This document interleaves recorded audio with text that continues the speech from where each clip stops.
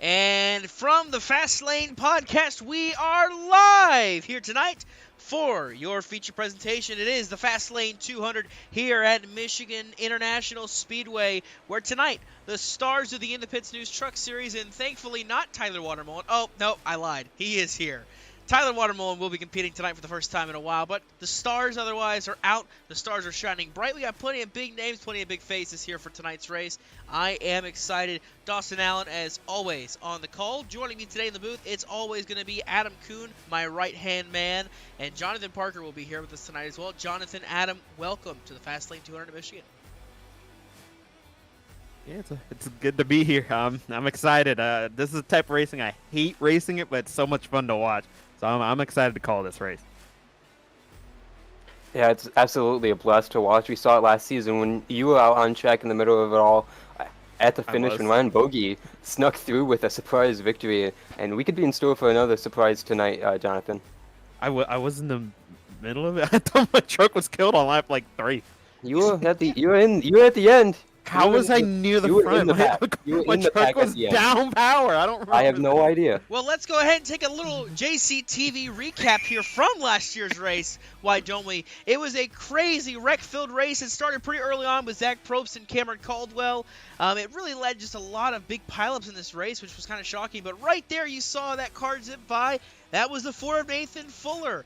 One of the highlights of that race was that Ford truck zipping through that first wreck there, just splitting the gap between Cameron Caldwell and Zach Probst to make it away unscathed. But then we had other incidents like the incident with Carl Felver taking out the rest of the field. We saw that happen. We saw Alex Kerfan get airborne in that wreck as well. Restart pileup with Justin Duran, Matthew Stotts, Josh Arnold, and of course Josh Coppernoll on the last lap of the stage, wrecking himself and Ethan Fonseca Moreno out of it. I mean, we had plenty of chaos throughout that race, and it was a ton of fun. But at the end of the day, it really just came down to that late race restart where Ryan Bogey made the move on Alonso Chicano to get to the inside and to charge through and score his first career victory. So that 21 machine, he is ready to try and go for the repeat here tonight. He is looking forward to it, as we see last season where he burned it down, and coming back to this season, he's brought the same colors back. So you see the clip of him burning it down, and we'll get you to live right there. And there's the 21 of Ryan Bogey. Last year's winner here at Michigan. Looking to see if he can try to go back-to-back. It's fun to watch this 21 throughout the field here tonight, but he is not the only former Michigan winner. Of course, Alex Kerfan, a former winner here at this track. He is currently... Where is he currently? He's currently 17th fastest on pit road as well. Trading Paints is working to load in. For some reason, it doesn't want to work for me tonight. So we'll just let it be. But there's the 44, Amanda Relias. That's always loaded in, that paint scheme there. The number 44, truck, Ford F-150. Hope we get an interview with him tonight. Oh, we will. He is. He's always fun. He's always a lot of fun. He is a permanent fixture of JCTV as our in-race reporter. I love it. We got a good field here tonight. It looks like we've got about 27 drivers that are registered for this race. Whew. So we're going to have a big field, that's for sure.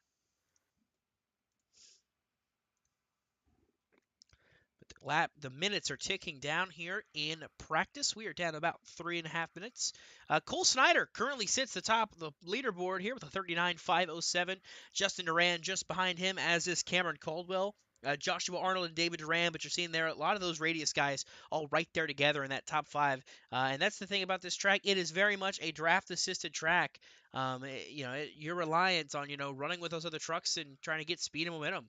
And so that's what we kind of see with this race. And so we saw last season, the past few seasons, and so we're going to see again here tonight.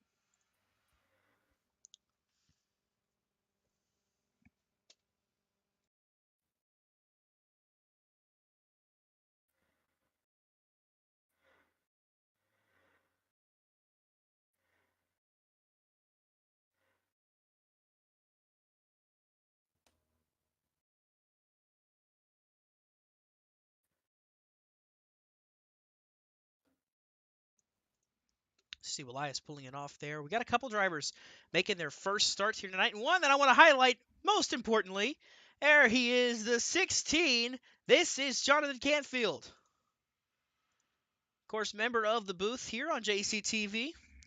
Races on Tuesday nights in the Slide Job Racing League, and usually he's in the booth on Friday nights, and sometimes he's in the booth with us here on Saturday nights, but tonight he's going racing. So we're going to see what that 16 machine can do here tonight. Of course, that font, that ever so stylized 16 font that we saw Greg Biffle running in the NASCAR Cup Series for so long, that is what Canfield adorns on his truck here tonight. So we'll keep our eyes on him and see what he can do in tonight's race. I'm sorry, I just got back at nature cold, but yeah, very excited to see Jonathan Canfield out here. He was very excited about this, opportunity, and I'm looking forward to watching him. Just like kind of what I told Josh when he left. I told him to just go have some fun. This is I guess if you look forward to it, it's a fun race. So I just want to have a little bit of fun with it. About that, Alonso Chicano driving a new paint scheme this week with Celsius Energy. Great looking car. It's a fantastic, fantastic looking car. Of course, designed by the oh so great C2 Graphics. I love it when those beverage schemes, whether they're alcoholic, non-alcoholic, they have like the color of the drink, and they have the drink flowing. So Miller Lite did that for a bunch of years. I really enjoy that. It is definitely a cool detail to have on a car. And you see right here, Cameron Caldwell out there with that number 12. He's got some different colors this week. Usually he's got Grid Network or In the Pits News this week. It's JCTV colors on that number 12 machine. One of the 20 trucks. I'm not going to be able to tell them apart. Yep. Speaking of 20 trucks, there's two of them wrecking together. Josh Copper in the 42 and Bennett Allen in the 15. I was going to say, of course, this is Josh Copperdole's home track. This is his home race. So he's convinced pretty much everybody to run these JCTV schemes. Let me get a count for you here.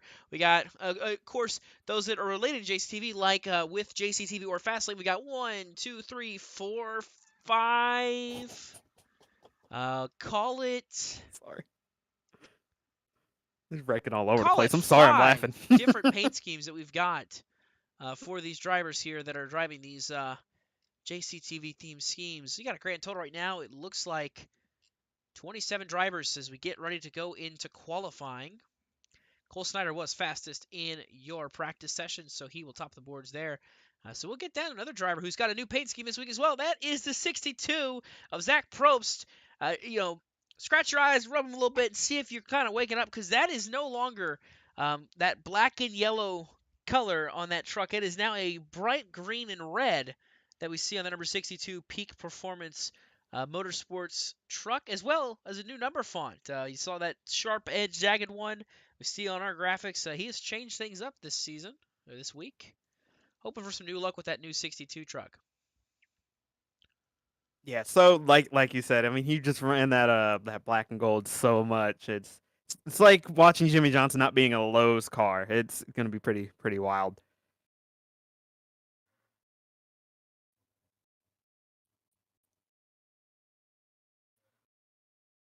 Yeah, qualifying here, MIS. It's not very interesting. It's pretty wide open. You'll see these guys just try and get as much momentum for their flying lap, and then hold on the bottom basically for the second lap. I think I won the pole. I don't know. You guys might know better than I. I don't remember if I won the pole here last season. I think I qualified pretty well, and I just just not very interesting of a lap. Held it down to the pedal to the floor, excuse me, and went to the bottom and hope it was fast, and it stuck.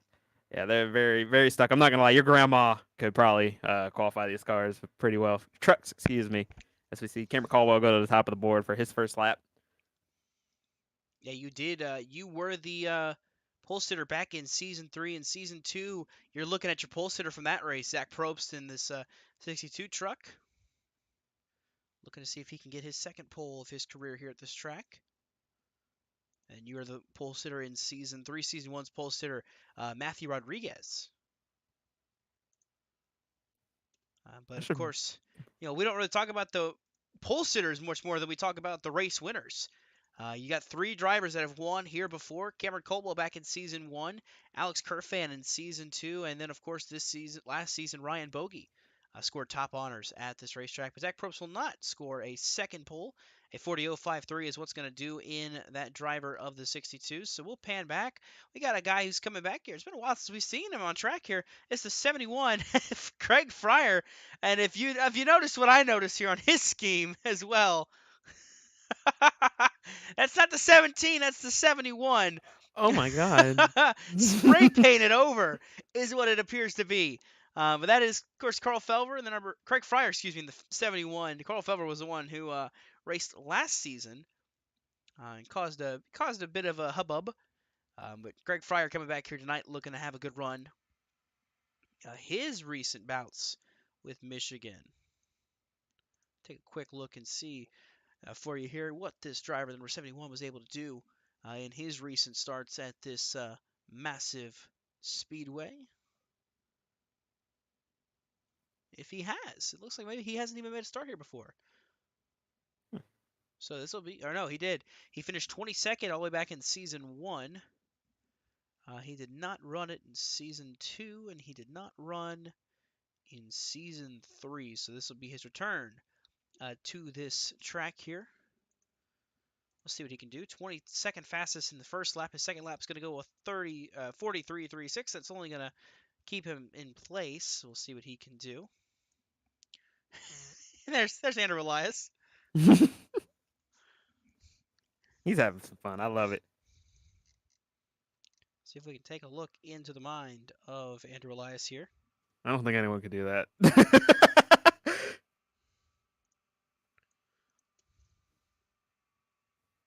I don't think he really can Yeah. look into his mind, but I think if he did, he's thinking truck. That's about all that's going on in that mind there, that number 44 truck of Andrew Elias. You see him continue to back around here, that bright yellow and black fire suit as he continues on here in qualifying. See, Brian C. Smith just finished up his first lap. He had a 49.151. I believe he had an issue on his lap, so that will not allow him to put down a qualifying lap. So 25 drivers total have set down a lap time. So that'll be it for us here in qualifying. Familiar face up on the top of the boards.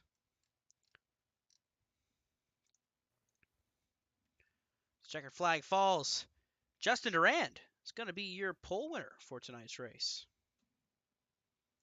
Justin Durand, he's always fast. Fast everywhere. So we will take a look here at your starting lineup presented by Mardon Technologies. Once it loads up, there we go. Starting on the pole for tonight's race, it is the 5 of Justin Durand. To his outside, the 43 of Ethan Fonseca Moreno, last week's winner. Brett Bennett starting in third with Alex Kerfan starting to his outside. Then you have Bennett Allen and Ryan Bogey that make up row 3. So there's 2 of your former winners at this racetrack. Alonso Chicano rolls off in the 7th spot with Tristan Maher to his outside. And Cameron Caldwell, your winner here in season 1, going to his outside, is the 42 of Josh Coppernall. Starting 11th. I don't know how he ended up hitting in 11th, but it's Tyler Watermolen having a pretty decent qualifying effort there. 12th will be David Durand. Starting in 13th will be Josh Arnold, and 14th will be Zach Probst. 15th is my teammate for some reason, Michael Walls. I was yelling at him while he was doing his qualifying lap, by the way. I'll get into that on the pace lap if I can. 16th was Cole Snyder. 17th, Roy Crump. Starting 18th will be Jamie Wright. 19th, Michael Kruger. Kind of shocking to see him back there. And rounding out your top 20 is Braden Cisco. Starting 21st is going to be Hayward Tucker III in the 64 truck. Jonathan Canfield makes his In the Pits News debut in the 22nd position for that 16 machine. Craig Fryer is going to roll off in 23rd. We saw his qualifying lap a little bit ago. Kobe Hollander makes his debut in 24th. Brian C. Smith returns in 25th. Andrew Elias, those who did not take time trial, starts 26th. Shane O'Neill, 27th. And Brandon Havens rolls off in last and 28th. And that's your starting lineup presented by Mardon Technologies. Reminder to those that are watching at home, everything you see on JCTV is powered by a Mardon PC. So you see the field rolling off, getting ready to go here. So what do you say we take a quick stroll down to the radio chat with the driver of the number 5, Justin Duran, see if we can get a hold of him real quick before the race begins.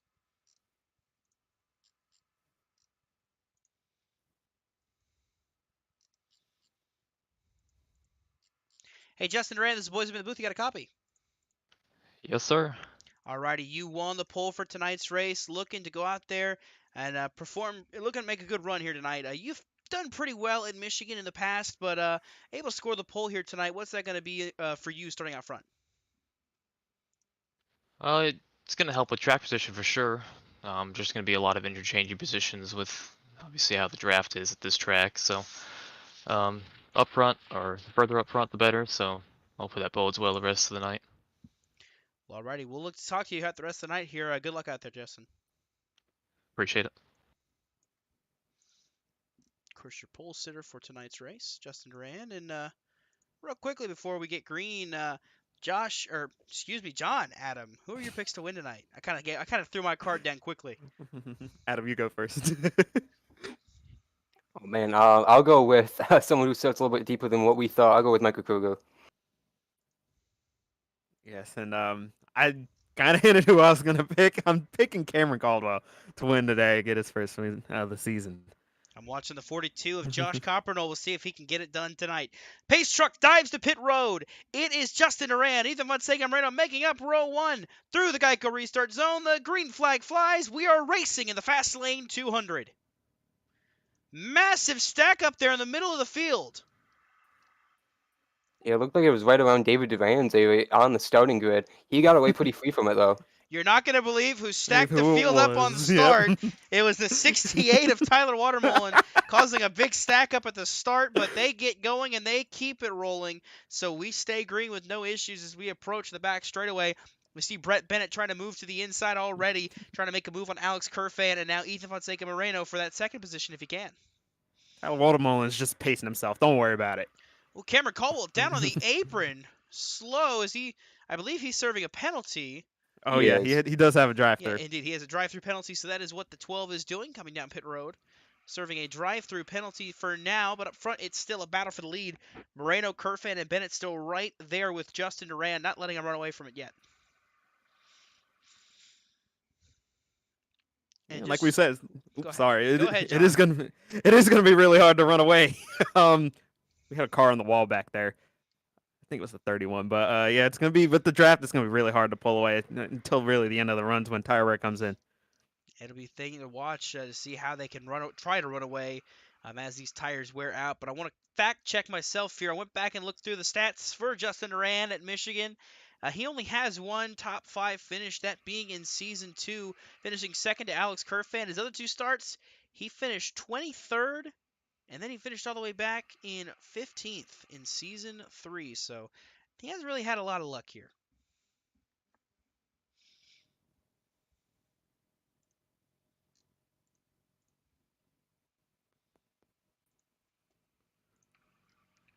Take you with the onboard view here from Alonso Chicano. Watch it out front, that Celsius Live Fit on board. There you see right behind him, bogey caution flag is going to fly though here. We are under the yellow flag. I do believe it's a little bit further back here. And I think it's the 31 of Kirby Hollander. Indeed, it is, making his debut tonight. He made it about 3 laps before any issues happened. So we'll take a quick look at your JC. Oh my God, he had more than a little issues, Dawson. Sorry Oh my there. goodness. Cut you Yeah, off, bro. That was huge at the back of the pack.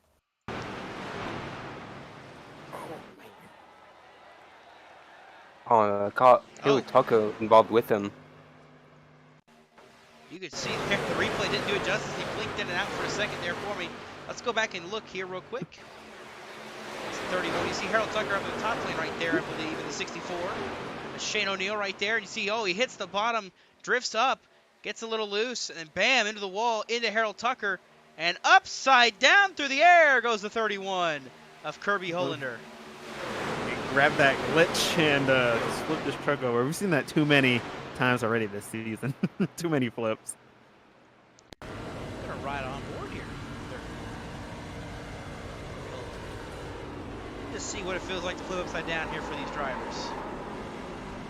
That's a shame for Harold Tucker, too. He was just kind of a bystander there.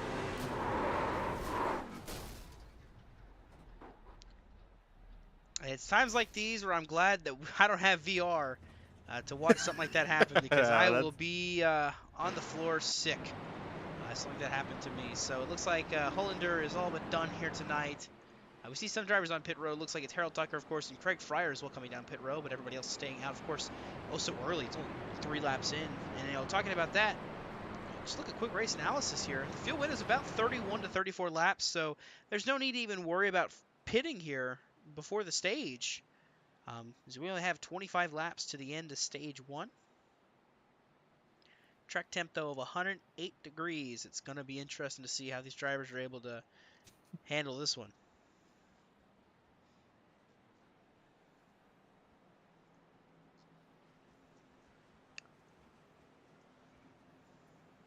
So there really wasn't a lot of change from the starting lineup here to now. I mean, the top 4 stayed pretty much the same. I think Bennett Allen jumped Alonso Chicano, and that was about it for movement in the top 5. Yeah, Bennett Allen was the one who was trying to go. Everyone was kind of training around the top, but he tried to go even higher. I saw a couple of times.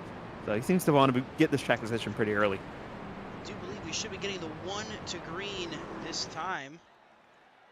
So we'll take a look right here really quick. And of course, we got a choose cone coming up here.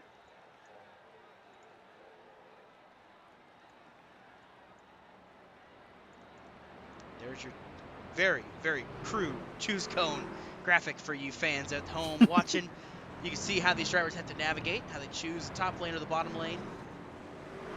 Canfield pushes it close to my triangle, which is closer to the actual triangle we have for these drivers to choose their lines from. See Cameron Caldwell out back. This early cautioning is going to be a helping hand to him. So with that, the field has chosen. So we'll get back up to our field here. Catch back up. Duran took the inside. Kerfan to the outside. Moreno, though, to the inside. So he will be restarting behind Justin Duran instead of to his outside.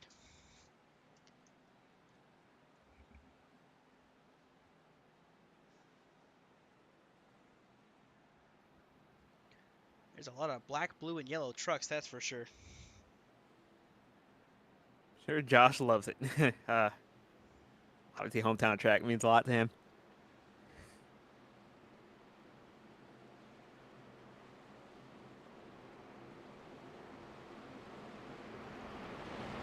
So the field's going to navigate their way through 3 and 4. Pace truck leading the field.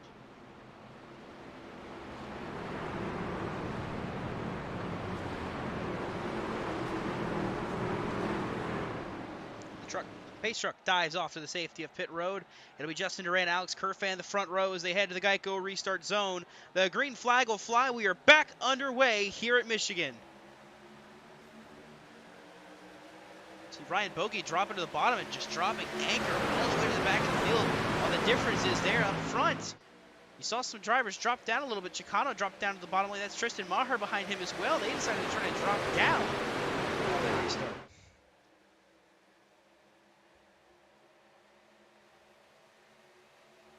Here comes Kerfan on the back straightaway. Yeah, going to poke out there on his teammate Justin Duran and try to make a move here in between 3. No one going with him, though. Kerfan's going to try to make it work, see if he can slide up. He will. So we'll put Alex Kerfan out front to the race lead here at Michigan. Great job of making that stick on the bottom where there's less banking. They're 4 wide back there. Almost for a split second they were 4 wide. Back to 2 wide here. Josh Coppernoll, Jamie Wright, Michael Walls, and Cole Steiner battling it out here. There's Josh Arnold right there as well. I believe that's Michael Kruger's are 3 wide now on the exit at 2.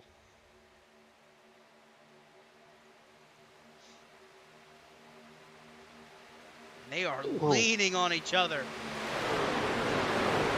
Front, you Up see. front. Sorry, Dawson, but up front, Brett Bennett almost made it 3 wide for the lead, and Alex Kerfan blocked that move pretty quickly, and now here comes, I I think that's Bennett Allen shaking his nose. No, that's not. I don't know who that is. Sorry. That's Ethan Fonseca Moreno. That's Ethan, the one JCTV truck. That The one Josh Young have not beat- non-JCTV truck. Right. Yeah, He's usually in one. He's usually in one, and he's in the Fram truck this week, back in his Fram colors. Good Chose sponsor the of wrong his. week to do that. At the same time, he chose the right week to do it because now we can easily identify Now we him. know. To the Yeah, not me, outside, apparently. Bennett out to the inside. Here comes Brett Bennett trying to go for the race lead.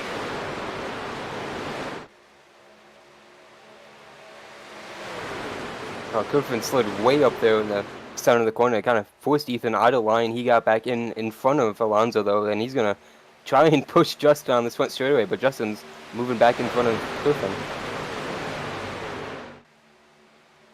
Bennett wants to get back out in front and try to lead some laps, but he can't quite do it with that Radius Racing, Vortex Racing teammates up top there, Durand, Kerfan, and Chicano. Ooh, Bennett a little wiggle on the exit. He is trying to get up and just side draft as hard as he can.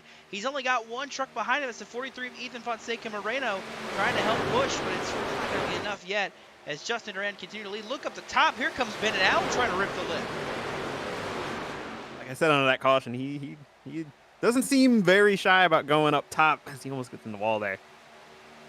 Can make time up there, but it does hurt your tires a little bit.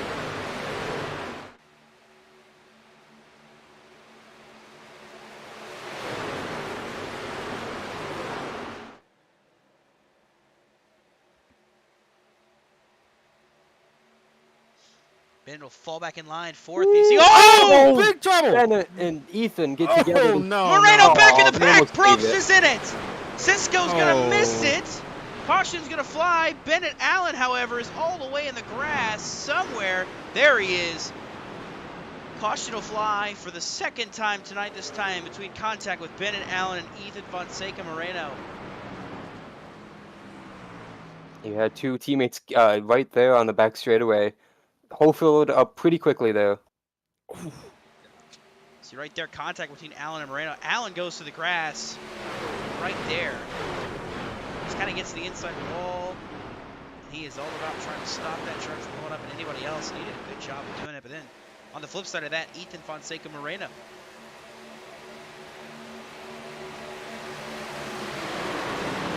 When Brett Bennett came up to Probst and fill that Snyder. gap. I'm sorry, but when Brett Bennett came up to fill that gap, I guess Allen got in the back of him a little bit, upset his truck, and then he and his teammate Ethan just made some weird contact, and around they went. So on board Josh Arnold, number 22. See him ahead, the contact there. You see Probst right here. There's no chance of missing it, but whew. Arnold squeaks by.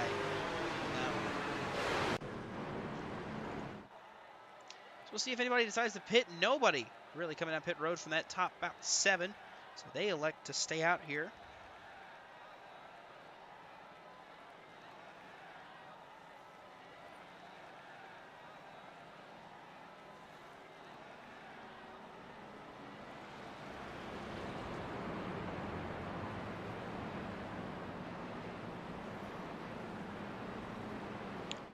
So as they stay out here, it's going to be at least another 2 laps till we, another 2 laps I'd say, till we go back green.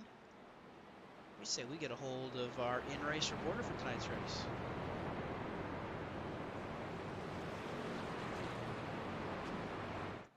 Hey, Andrew Elias, this is the boys in the booth. You got a copy?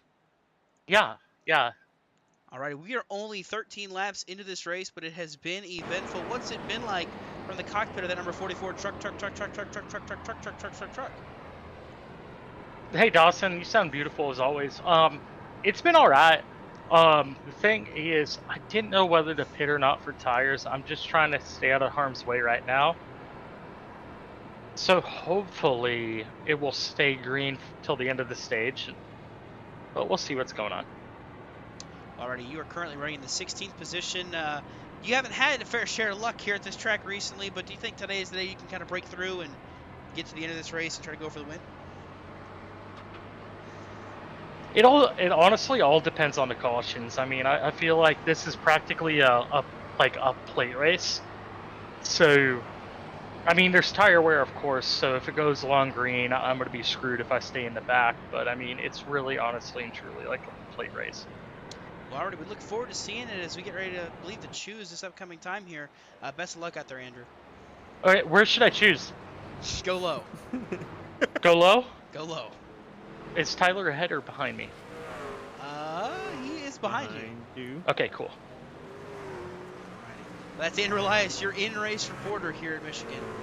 Best of luck, Andrew. We'll talk to you again here soon. All right, you sexy boy.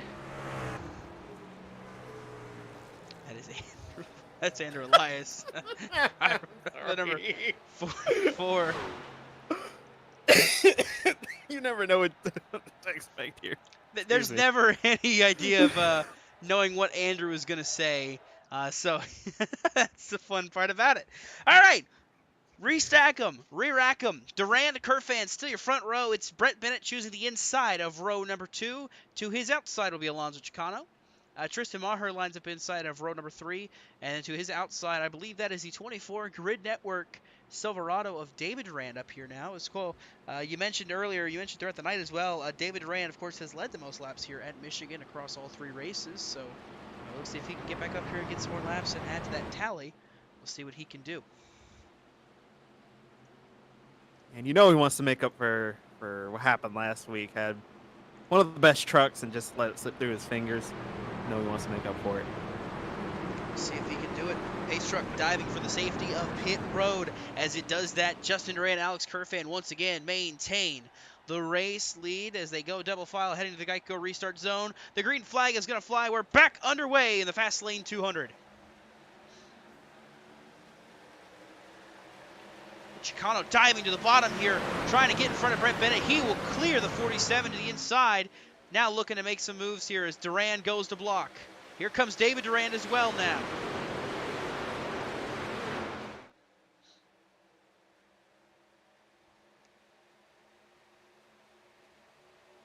Bennett and Maher to the inside. Here comes Chicano, though, peeking to the inside, going for the race lead.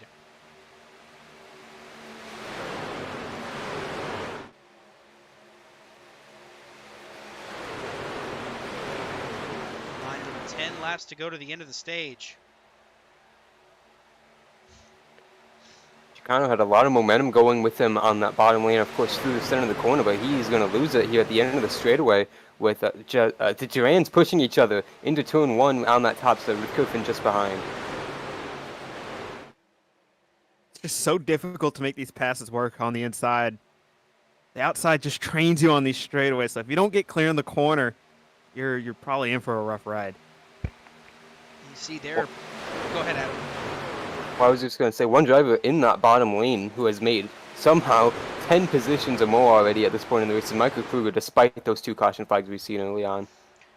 Yeah, a couple drivers have made up 10 spots since the drop of the green flag, that being David Durand in 2nd, Jamie Wright is in 8th, as well as Michael Kruger, and then Braden Sisko. But Brian C. Smith is up 14 spots since the drop of the green flag. He has been on the move forward. But now here comes David trying to get the inside to go for the race lead. He is now side by side with Justin falling back in line, second in the outside lane there. And that number 24 red, white, and blue Grid Racing Network truck. Here comes Alonso Chicano to the inside, going to try to make it 3 wide. Indeed, he does.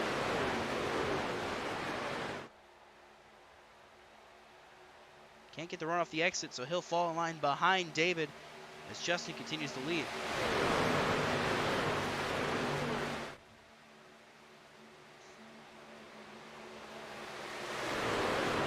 Something I want to focus on too, we talk about, watching these drivers as they race and watching how they improve and everything. Somebody that's severely improved as we've watched them race has been this 24 of David Durand. I mean, he has been phenomenal in the recent seasons. He is definitely just leaps and bounds better than when he first got in here. So it has been exciting to watch him get up here and fight through the ranks. Right now, battle for the lead. Here comes Alex Kerfan back to the inside of Justin Durand.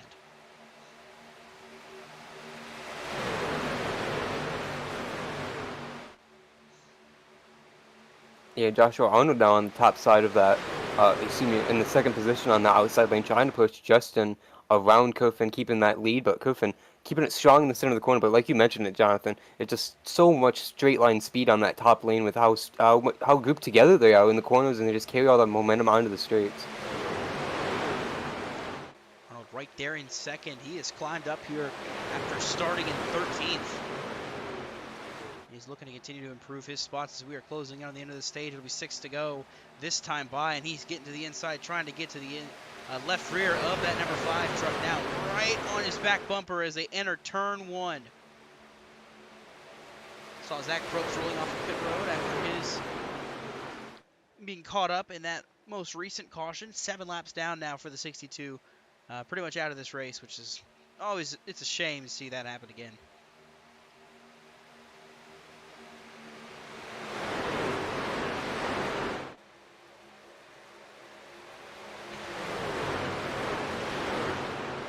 Yeah, absolutely is a shame for Zach Probst. That's been the theme of his season. He talked to us on the Fastlane pre-race show and said he had a new paint scheme today to try to shake up that luck. Unfortunately, hasn't changed anything. It evolved really early on in an accident, like you mentioned, and like we saw, and that's been the theme of his career, unfortunately, in this league. Yeah, like you mentioned, I just feel so bad for him because I know how bad he wants it, and he was really excited about this race and been excited about a lot of races, and it's just not gone his way. And most of the time, it's not even of his own doing. No, absolutely not. Well, as we get to the line this time, that'll put us at lap 22. That'll give us 4 to go in the stage.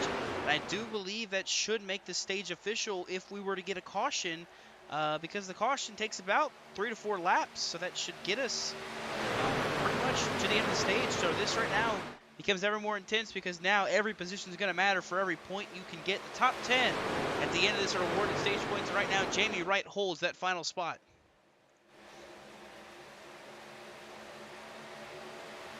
Look who's right behind them. Ryan C. Smith, Andrew Elias, Josh Coppernol. All are right there in the mix. Going to see if they can try to score that final stage point as the stage comes to a close here.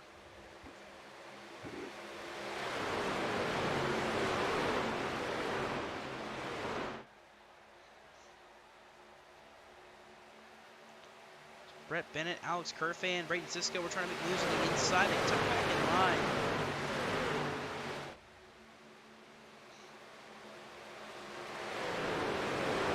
Still Justin up front leading the charge here. Arnold in second. How about Tristan Maher now running third as well?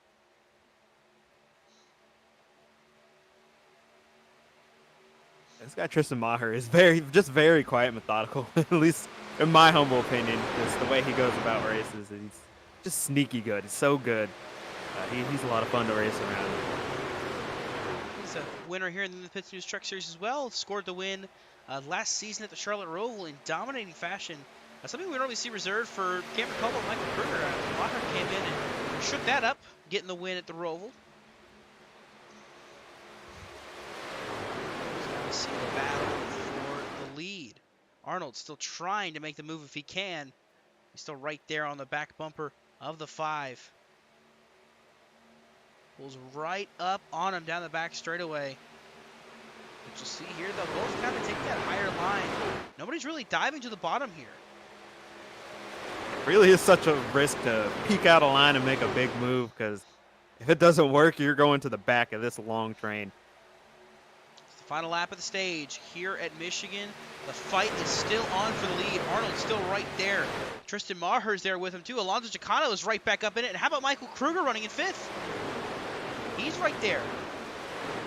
Surprised we didn't see anyone dive to the bottom there in 1 and 2 with this being the last lap in the stage. I expect someone to do in 3 and 4. There's Alonso on the back straightaway. But guys, I think we're seeing that tire fall. If this pack is really spread out here, Chicano still 3 wide on the bottom of 3. Chicano's going to send it 3 wide to the inside, looking for a 2 for 1 to end the stage, but coming through 3 and 4, coming to the stripe, it's going to be Justin Durant scoring the stage winner. They're going to be 4 wide for about 2nd and 3rd. The caution will fly, but it should be easily decided that number 5, Justin Durant, is your stage winner. And that 3 ride really stalled out second on back there and just kind of let Justin glide on into turn 3. Not really contested. Just very easy to get stalled out when you're side by side with all the side drafting going on. And it's Justin Durant's 2nd stage win on the season. See the rest of your top 5 and the rest of your top 10. Brett Bennett coming home 6th. David Durant fell back to 8th. How about Brian Smith stealing that 10th spot? at the end of that one.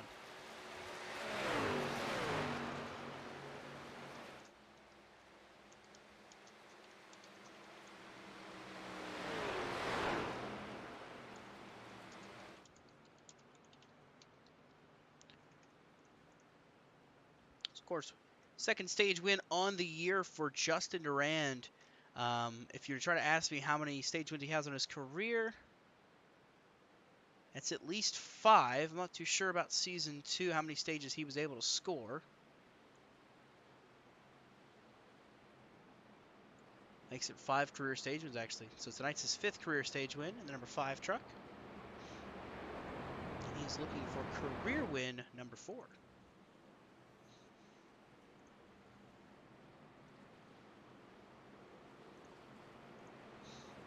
So we'll let the drivers go through their pit stops, get down on pit road, come back out, and then we'll talk to the driver number 5. And it should come as no shock that everybody comes down pit road here, except for one driver. Oh, he always does it. I love it. He's going to stay out, and he's going to try to lead this extra lap here. Get some extra points.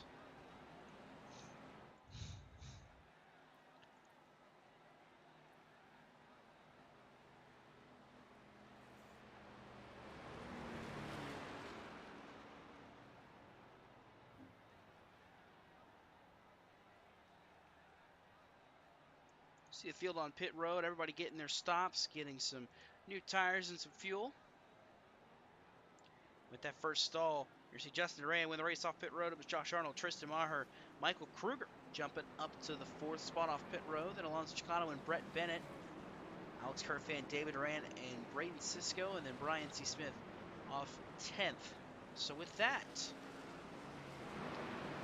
Jonathan, what do you say you dial up our stage winner? You're doing this on purpose. Absolutely.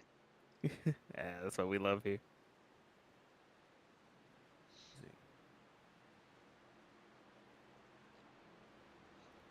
Hey, Justin, this is Jonathan up in the JCTV booth. You got a copy? Yes, I do. Yeah, you did a very good job of controlling those lanes. What else? Do you think you just need to really keep that clean air in order to stay out front and be in good position to win this race? Oh yeah, it's absolutely key here to the clean air. Also, just kind of running that middle seam. You know, he kind of just forcing the guy to go underneath me to pass me, which is extremely difficult. Unless you really slide jump and cut somebody's nose off. So just keep the clean air. Should be in good shape. Yeah, if you saw Kerfan, he was, I guess, really the only one who was able to slide down to the bottom and pass you there. So did that kind of teach you something to maybe, so now you know how to defend that a little bit? Well, that time I actually gave him the little bit of break so you can get the lap lead bonus. So I'm not sure if that's going to be really much of a learning point there, but I did the same thing to, I think, Alonso, can't remember if David did it to me underneath. Just gotta really run that middle, kind of give him not as little room as possible, but you know, you don't want to give him all the room off the corner to keep that momentum off the corner. Yeah, I gotcha. Good luck at the end of the race, for the rest of the race, excuse me, and I hope I see you in victory lane. I hope to see you guys there too. Thank you. Your stage winner, Justin Durand, in the 5 truck. So I'll choose there. Electing to go to the bottom lane. Tristan Maher goes to the top. Josh Arnold to the inside of row 2 to his outside. It's a 14 of Michael Kruger back up in the mix here already. We'll see what that number 14 truck does. Trying to fight his way to the lead here. Just as a note, I did not make a mellow yellow can joke. So I hope you guys are proud of me. Still plugging that sponsor in anyway, so that's all that matters. Of course, as always. Pace trucks on pit road yet again. Hopefully for the last time tonight. Justin Durand, Tristan Maher going to lead the field of the Geico restart zone and the green flag. We are underway in the second portion here of the Fast Lane 200.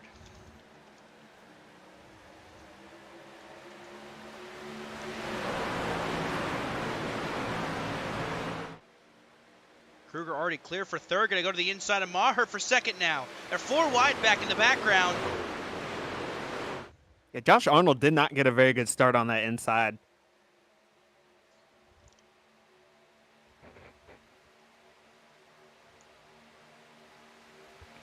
Mentioned Kruger dive into the inside there. He got almost to the inside of Duran through 1 and 2. Going to try it again, 3 and 4. He's not that close this time though on the 5 truck.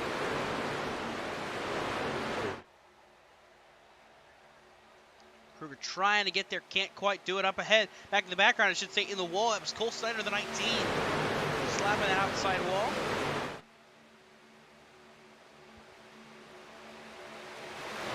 Quick shout out, Josh Coppernoll did not wreck himself out at the stage this time. Right now, he's battling for 9th. Oh, Cisco to the wall! Time. Braden Cisco hard into the outside wall, and the caution flag will fly.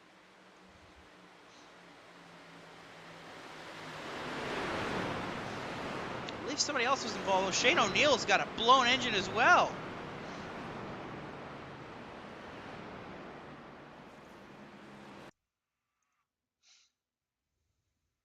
The caution was Oh. not for That's- Braden Cisco. It was for something happened with Ethan Fonseca Moreno in the back. Take a quick look and see Ooh. what Moreno. Ooh, oh, vicious crash. Oh, yeah, Harold Yeah, Tucker got Harold loose Tucker. right ahead of him. That's what blew up the 91 of Shane O'Neill. 2 separate incidents just happened at basically the same time. Yeah, That's- absolutely. That's what blew up the 91. And then the 36 of Braden Cisco, his race gets ended. Just Oh, getting loose on exit and getting into Brian Smith and just pow into the outside wall. But the first incident between Tucker and Moreno, both have already been involved in incidents today. And wow, Ryan Bogey, I think he might have got some contact barely into that, but he just narrowly got through it without being collected.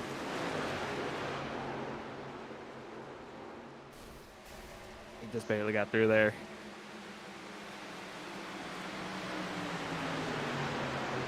And no surprise after that contact he took to that turn 2 wall. Unfortunately, last week's winner at Iowa, Ethan Moreno, has disconnected from the race. I would have alt F4'd immediately. Oh, just no luck today for him. Just kind of wrong place at the wrong time for both his incidents. That's last season's winner, Ryan Bogey. Making it through unscathed.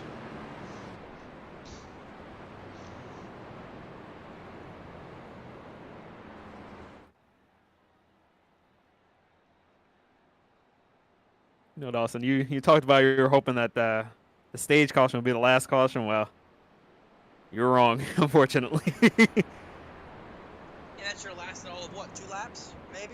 Yeah, all 2 laps. I certainly hope. Everyone at home, I hope this is not a repeat of the past few weeks where it's just kind of been caution fever after the first stage here, or I guess the only stage we really have. It's where they kind of just everyone just kind of loses their mind. I don't know what it's been. Where the last stage, I guess it's the pay window's open. You got to get your spots while you can, and it just creates close racing and creates some incidents. But this is a track where it's a lot. It could be a lot of fun once we get long runs, have strategy plan. I hope we can get some of that. Now, if I open up your ticker for now, scoring is obviously bugged. It's showing Shane O'Neill as your race leader. Take your pictures now because I sure am. The 91 showing up as the race leader of tonight's event, even while being out of the race. That's impressive.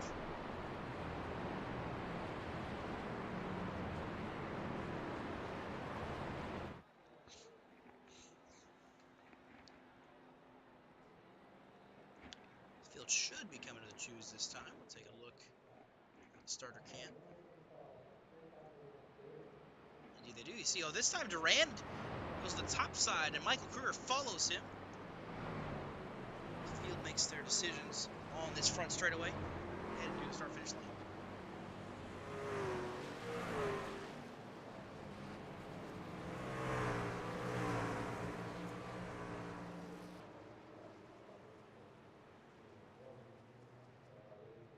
Well, guys, on that last restart, we saw Michael Kruger take advantage of Joshua Arnold's pretty poor restart, to say the least, and making that dive into 3rd and then trying to take it up to 2nd and the lead.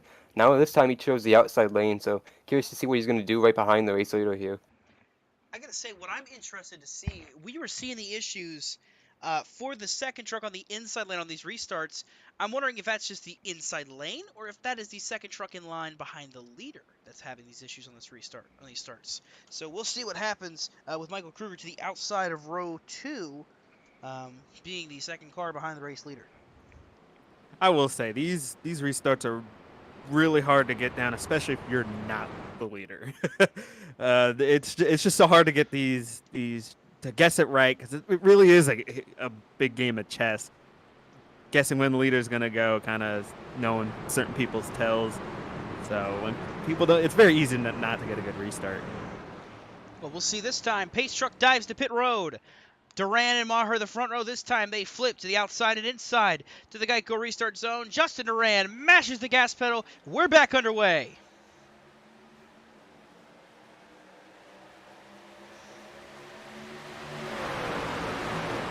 Perfect trying to get the inside of Joshua Arnold there. That is back for the 6th position. But you see Duran quickly to the inside lane. Maher following in tow. Michael Kruger running the outside lane there. Is Maher going to try to pull up? Can't quite do it. Kruger runs down the back straightaway on the top side. Going to see if he can try to get to the outside of Justin and go for the lead. Oh, Duran's going to pull in front and block him. Keep him at bay, but that opens the door for Maher on the inside if he can get there side by side for the race lead.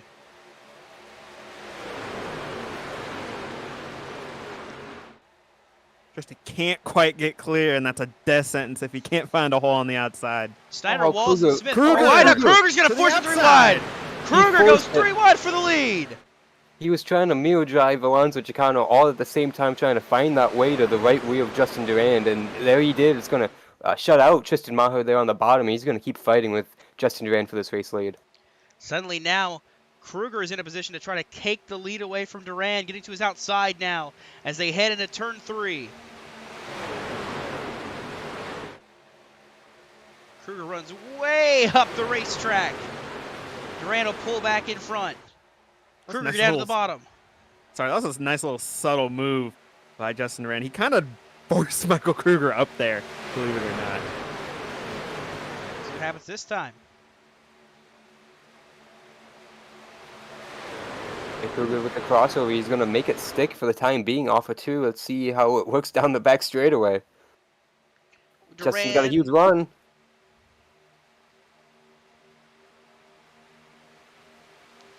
Still side by side for the race lead. Tighter line this time for Kruger. He's going to try to cross him over again as they get to the front straightaway.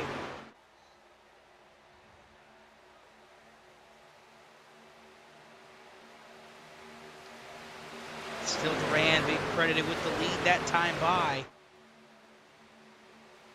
Oh, Coppernole's in the wall! No. He tried to Ross Chastain it on lap 38, not lap 100, and puts himself all the way back now to 20th. Hope there's not too much damage to his truck, so he can keep going. Be competitive. Pretty good brush up there on the wall, but not enough to take him out of it fully. He's still rolling. We stay green. Still the battle for the lead. Justin Duran still out front now, but Michael Kruger trying to see if he can get him back crossed over. He's not in a position to do so, so Duran wins the battle for now. As we head back towards turn 1, here comes Kruger back to the inside.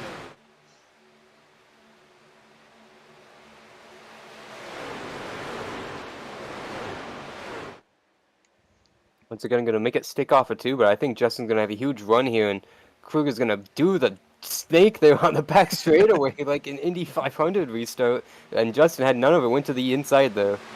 I think what he was trying to do, he was trying to block that bottom lane so Justin would try to go to the top and then block the top to not give Justin the option.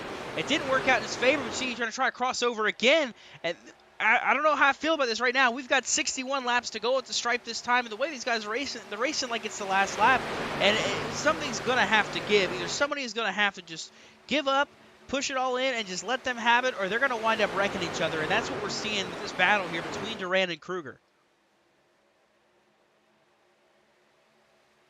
Right now, Dawson, I'm enjoying it, and I think these guys might be a little bit too, because this is fun to watch.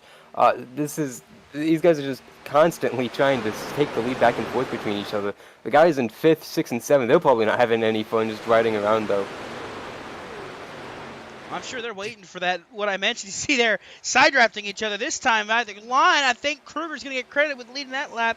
So finally, somebody else out front going to lead the way. Michael Kruger scored as the leader at the line that time. Still side by side, almost landing on each other. Duran runs it wide, almost hits Kruger. They're still side by side for the race lead.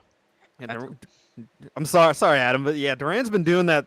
Basically, every time they enter the corner side by side and Duran's on the bottom, he'll just run it a little bit wide, almost forcing Michael Kruger to run that way outside. Yeah, and almost got a little bit hairy there, like you mentioned, Dawson, with that move that Jonathan's talking about, because I looked like Kruger got a little bit loose there in ring 1, but he did a good job holding on and making sure that 14 was pointing the right way through 1 and 2. And now he's got pressure from Alex Kerfin to his inside here on the front straightaway. Yeah, Alex Kerfin, where did he come from? He restarted that last restart in like a 9th. And he's up here now battling for second with Michael Kruger. A great run building again for Kerfin, your Season 2 winner at this racetrack. Well, he lost the bottom of the track there. Big issue with the nose of that truck there coming off of turn 2, and he's going to lose a lot of time on that inside lane. Just no help down there at all, and he just lost the air of that truck there.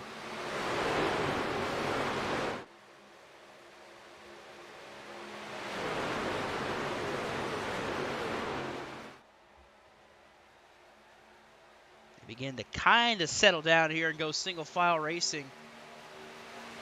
For how long? Who knows? Michael Kruger wants to get back to the race lead. Justin Duran looking to protect it at all costs and keep it. Look at Cameron Caldwell down on the bottom right here. He's making moves through the field now. Yeah, as soon as you said single file, he popped out of line going into turn 1, trying to make a move. Cameron Caldwell looking to make moves if he can. But I don't know if he'll fully be able to do that. He is definitely pushing hard for it.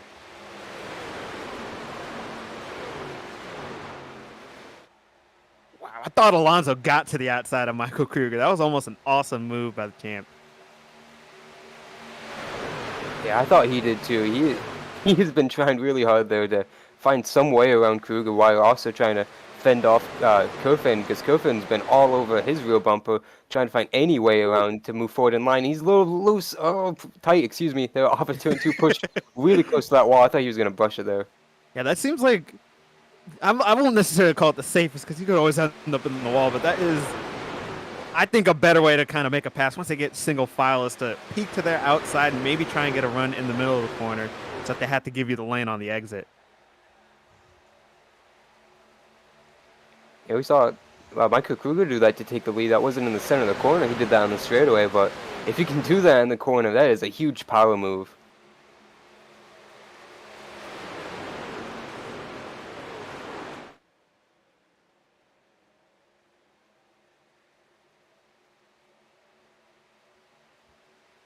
Still, though, it's Justin Duran out front. Oh, in the wall! David just knocked the wall down there to the outside of Cameron Caldwell.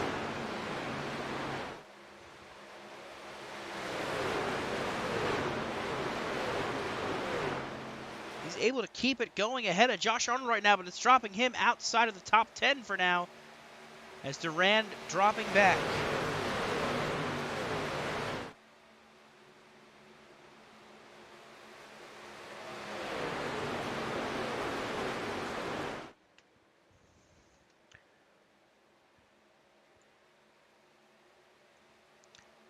Whereas one Durand falls, another maintains up front riding. It's Justin Durand continuing to lead this field in a Radius Racing dominated race. Michael Kruger is trying to break things up. We'll take you on a quick break, but don't go anywhere. We're going JCTV side by side.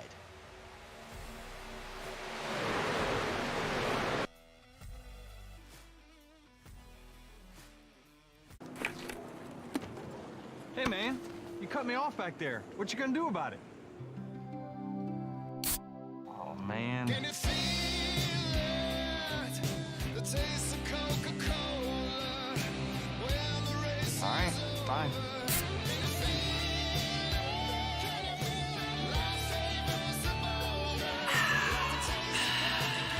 Are we good?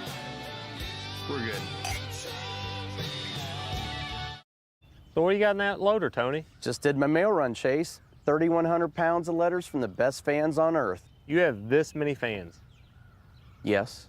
You sure some of this isn't hate mail? Nope. All fan mail. This one's about weight loss. That's not mine. It has your name on it. I'm a popular guy. It says VIP membership renewal. Not cool to read other people's mail, kid. This isn't fan mail. Mahindra, the official tractor of Tough and Stewart Haas Racing. Man, running out of hot water, that's like running out of gas during a race. You got that right. That's why I'm getting a Richmond water heater, man. They're dependable. A real winner. They got everything here, too. And the prices, they're low. Come to Menards. Check out our huge selection of Richmond water heaters in stock today. You'll save big money now. Low prices, lower energy cost. Man, what an awesome store. I'm proud to have them as a partner. Let's go win some races for Menards. Let's do it. Save big money at Menards. Man, we're door to door. I have the better car, fresher tires. I drove it in deep, and you missed it. I know you wanted to watch it, but you got throttled by your data plan, and it slowed you down. You hit your data limit streaming all that techno music, didn't you? I mean, really? Man, you've got some questionable taste in music. Switch to Sprint, the only network with truly unlimited data.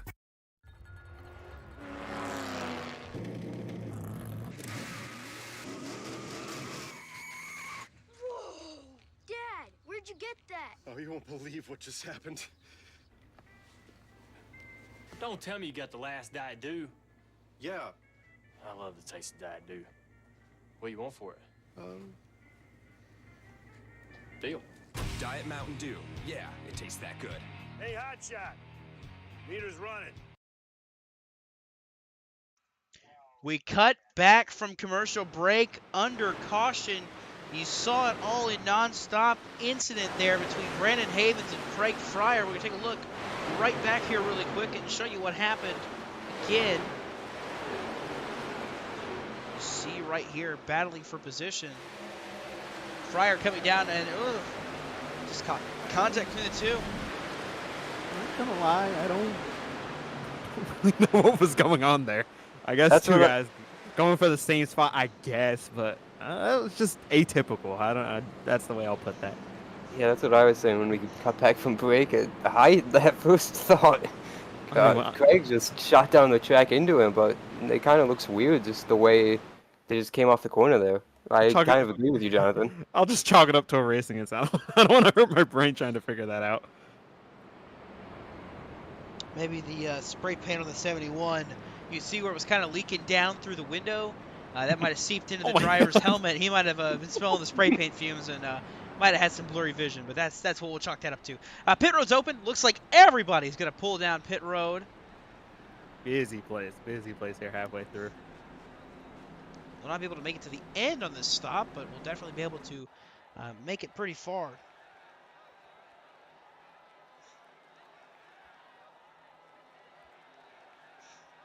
But it is no shocker to see pit road busy.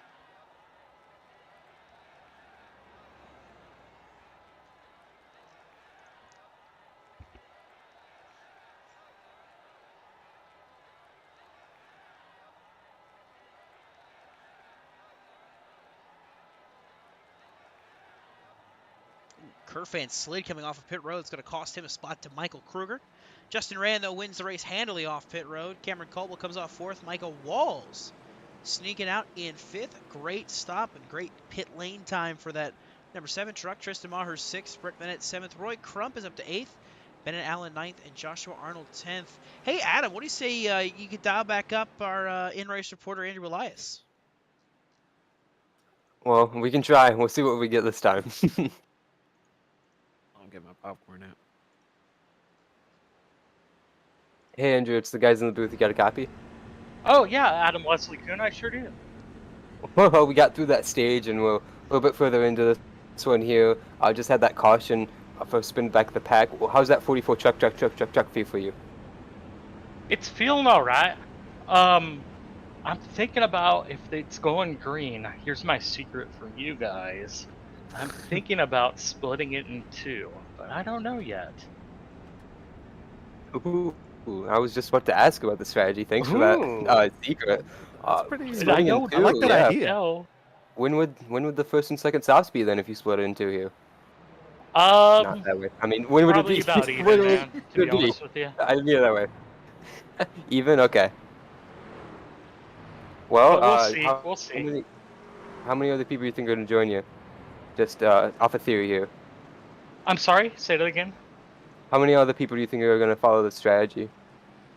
I think a few will. And if you guys look right now, Brett Bennett just got a choose cone violation, so that changes the complexion of the race. Oh! Was he drinking? Yeah, he's going to How be. do you hit an orange cone that you can't? There's going to be a lot of salt being thrown. Guys, we're going to hear about this for the next 6 months about how he should have won this race if it wasn't. I'm Oh sorry. my I God. mean, he 6 drove. months is very conservative. He drove right through the middle. That was goofy. And here's the thing. He did. He drove right through it. We The just looked worst thing at about it is Cammy and Phil Bennett are watching, and Cammy and Phil Bennett just saw Brett Bennett commit a choose cone violation. Like, I don't know about them. I would disown their son. Oh my God. Oh, it's going to be huge family drama if that's the case. Thanks for your insight on all this. Dude, you are so welcome. Dude, I love you so much, Adam. Say it back. You too, Andrew. Well, that was Andrew. Hopefully we get to talk to him a little bit later. We see that one-stop strategy here, cutting in half how that works for him. Pace trucks on pit road, Dawson. Yeah, Pace trucks on pit road, through the Geico restart zone, they're racing again, something, yada, yada. Oh my goodness, Justin Rand maintains the race lead. Oh, wrecking already, it looks like. Oh, what the heck? It's Tyler Watermullen, typical Tyler Watermullen, hitting the wall by himself. Oh my goodness, this is the SPLD implosion that we were looking forward to.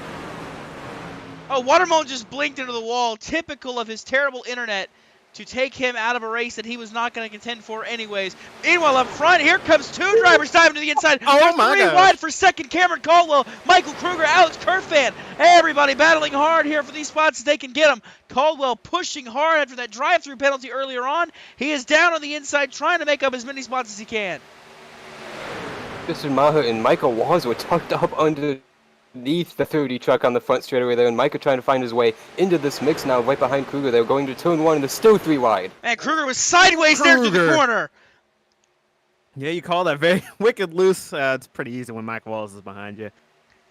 But kept it straight. Look at this pack of trucks, about maybe 11 or 12 deep. As they continue to battle for the race lead, Duran to the inside, trying to get the run if he can. It looks like he does for now. Kerfan still trying to fight back on the outside. See on that top lane, Roy Crump has entered this mix, and so has Joshua Arnold. And now, man, Andrew Elias is on that top lane. There was slight contact between Crump and Walls, it looked like. Still side by side for the race lead, and you can see Cameron Caldwell's back to 4th in the inside lane. Michael Wall is going to slide up in the front of Roy Crump. 3rd on the outside lane. Bennett Allen drops to the outside. Here comes Elias down to the bottom. It's still Kerfan and Duran side by side for the race lead. It certainly wouldn't be a race without Michael Walls hitting someone. Duran thought he was clear. Couldn't get up in front of Kerfan. Oh, Walls got sideways. Gets it saved, gathered up to the inside line. I would say he used talent, but I think John would kill me. Meanwhile, battle for the lead. Here comes Michael Kruger to the inside.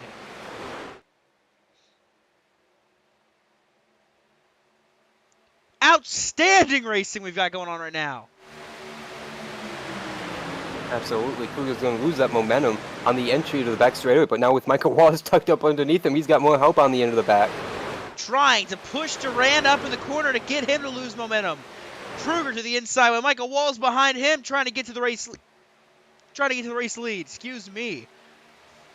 Kirkman got separated there from the rear bumper of Duran, and that allows Walls to push Kruger to the lead here on the front straightaway. Dang, almost got through there on ring 1. And Walls is looking for the lead a little bit here. All over the place. Here's that 7 truck. I'll tell you what, this might be my fault, because I think a little bit of contact in the back, but I think I lit a fire under Michael Walls, because I called him washed, and I've been hard on him, because he has not been himself, and he's just being aggressive. I don't even know how he's doing this. You lit the fire underneath him. Are we sure you're not driving this 7? Michael I Walls swear in I'm race not. lead. It's Justin Rand and Michael Kruger battling for 2nd. Kerfan in 4th, and Tristan Maher is in 5th. Cameron Caldwell slotting into 6th spot. The flag yellow and blue JCTV machines up here in this mix. It's been so wild. We've been talking about Radius all day with a hint of Michael Kruger, and then Michael Walls just shows up here 60 laps in. Well, hey, that truck did win earlier today. That seven truck, excuse me, entirely. Kyle Larson winning at North Wilkesboro. Sorry for spoiling it for anybody that didn't watch it. But if you didn't watch it, it's your fault. But yeah, seven trucks found victory lane today already. That same exact scheme. We'll see if he can do it again tonight. But right now, he's still battling to the outside of Justin Duran. Of course, your pole sitter and your stage winner looking to sweep the race tonight.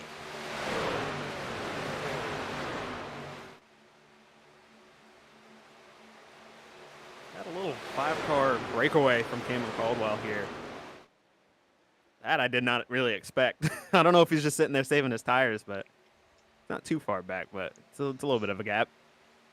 And look who I see creeping up into the picture back in the background in 12th place right now. Last year's winner, Ryan Bogey. So right here, so look at the front end is pushed in on that 21, and he is still right up here in this mix in 12th place. He's still got a shot no matter what happens in this race. I mean, he still has a chance to try to go for the win. Yeah, digging hard. That's what he did last year. He was just kept digging, and he got himself in the victory lane. I wouldn't be shocked if he was in the top 5 by the end of this thing. Tristan Maher to the inside all by himself. Everybody else has migrated back to the outside lane. Maher in the 69 trying to make it work. Can't quite do it, but Justin Duran will pull down to the bottom, try to pull a draft off of the 69. Pull him up. Oh, Kruger got it to Michael Walls. Walls gets in the wall, and now Kruger has to back off. Maher to the inside going for second if he can get it. Can't quite get there. Michael Walls clears Maher. There's a lot of damage to that 7 truck. Yeah, and I think Justin's going to start pulling away here if these guys don't get around that 7 now. As Parker would say, this is why you don't compliment Michael Walls, because he will do something to make you regret it. But that might have been a little bit of help for Michael Kruger getting him sideways. Yeah, I'm going to hear an earful after this race. I'm not looking forward to it. I consider that your fault. Yeah, he's going to consider it my fault, too. He's going to have some expletives for me. Talking about hearing an earful, Brett Bennett has climbed up to 13th now after his penalty. He got a good shot at getting back up in the top 10, but going for the win, he's going to need a miracle. Michael Walls continuing to lose spots now, battling Bennett Allen for 5th. So Josh Arnold and Cameron Caldwell in the background. Yeah, exactly what I was going to bring up. You mentioned you didn't know if Cameron was sitting there and riding and just kind of sitting his stuff up, but there goes Joshua Arnold on by, and here comes his teammate Alonso Chicano to race him for that next position. We went from 5 to 9, about 10 now. Roy Crump's still right there in the picture, just hanging back in the back right there. They're breaking away from 11th place, Andrew Elias. Something I didn't see. Cam's got a little bit of damage to the left side of his. Oh! There's Josh Arnold going around.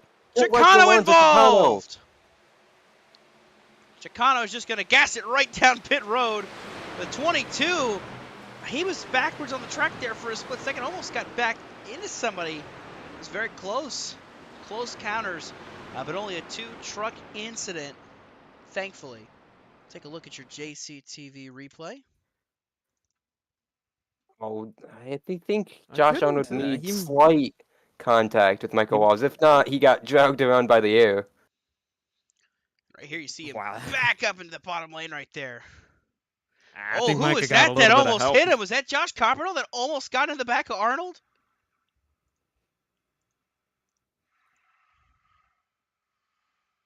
Arnold might have got the back of the 77 there right I think he got him just a touch.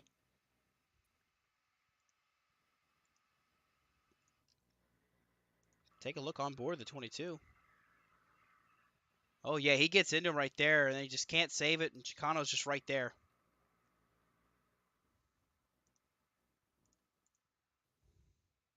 So drivers flying by.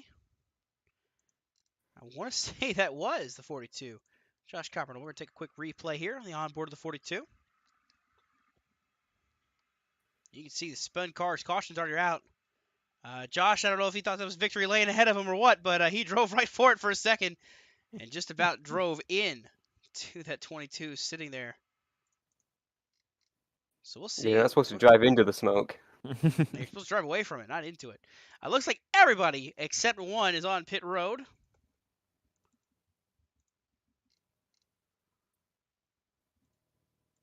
Whew. I don't know if Tristan Maher just beat Durand off of pit road or what, but it looked like he might have zoomed out right in front of him. It looked like he got the lead. I'm not gonna lie. Well, lead right now is going to be second place because one truck stayed out. The 64 of Harold Tucker been involved in a couple accidents tonight. He has stayed out on the racetrack. Maher up to second for now. If Harold pits, then he'll take the race lead. Justin Rand second off pit road. Alex Kerfan was third. Michael Kruger was fourth, and Bennett Allen fifth off pit road. Brent Bennett sixth off pit road. Hey, he's back in it. He just cannot run over the choose cone again. Yeah, and that he might be a little bit upset about the penalty, but it was pretty cut and dry. I mean, he was juking out the choose cone for no reason and just went through it. So hopefully he learned from it. He should be fine. See Brett Bennett, the jonker. See he's driving here. See what he can do tonight.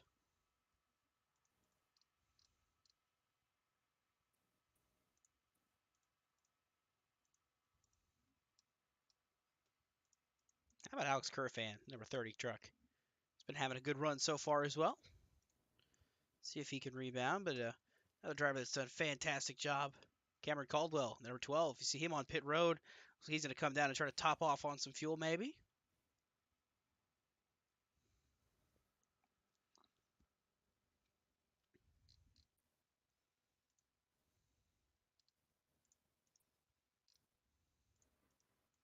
And there's Brian C. Smith, driver number 3. So, field is double file yet again. Brett Bennett this time deciding not to run over the choose cone, and he chose a lane this time. He went to the top side. Yeah, left a lot of room. Made sure he chose the lane. No question about that time. It's better to do it early on than it is to do it late in the race. So, I mean, I'll give him props for that, for making his mistake early here on the racetrack. So, as we re-rack them and restack them, I believe this is going to be 34 laps to go at the line this time. We'll go green. Justin Durand, Tristan Maher, the front row for the third time in a row. But this time, it's Tristan Maher leading the field to green. Justin in second. Alex Kerfan, Michael Kruger make up row number 2. Bennett Allen and Brett Bennett make up row 3.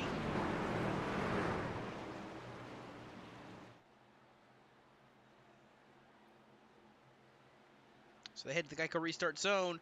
They mash the gas pedal. We are back underway here at Michigan. Kruger going to the inside of Durand if he can. Can't quite get there. Maher, though, clear out front for now. Kerfan going to try to challenge to the outside.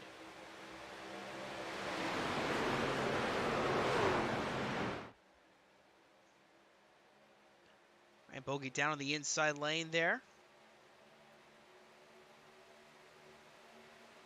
Bennett Allen peeking out from third in line. Gonna see if he can try to make the inside lane work.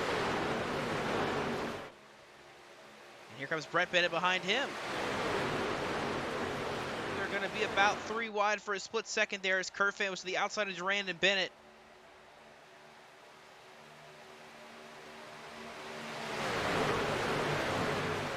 Yeah, Brett Bennett's gonna not take it 3 wide there into turn 1 on Justin Durand and Bennett Allen as they almost come together there into turn 1. And Justin's going to run that much lower line off of turn 2. Oh, spinning in the back! Who is that spinning down there? Arnold spinning to the inside. Keeps it off the wall. Caution's going to fly. Jonathan Canfield was also involved. I believe Brendan Havens and Alonso Chicano slow as well, but I don't believe he had any issues there. There were a couple guys sliding off that corner. Taking a look at your JCTV replay. Whoa. Ooh. Brandon Havens was sliding for a long time there, which started all of that. Started a huge checkup, there yeah. You see him slide. Canfield and Arnold make contact, and here's Arnold keeping it off of the wall. I believe Josh Copland made contact with Havens, but I'm not quite sure how much he did, if there was. It was pretty close in front of that 42. I didn't look like he got much, but yeah, Campbell gets in the back of Coppernol. He gets sent to the inside lane.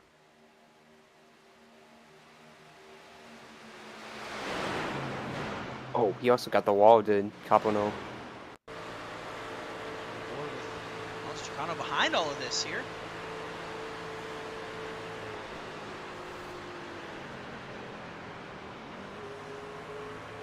Got a lot of damage going.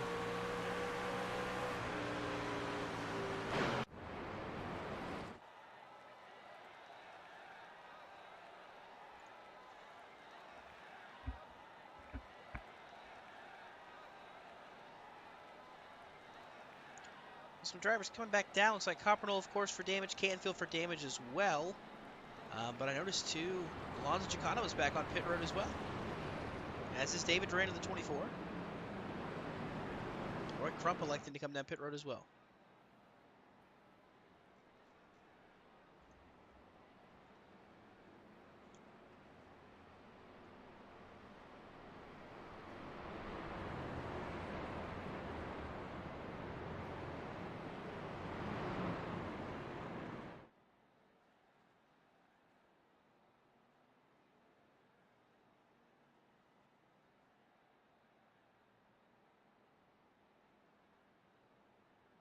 I actually don't even really remember what the fuel window was, but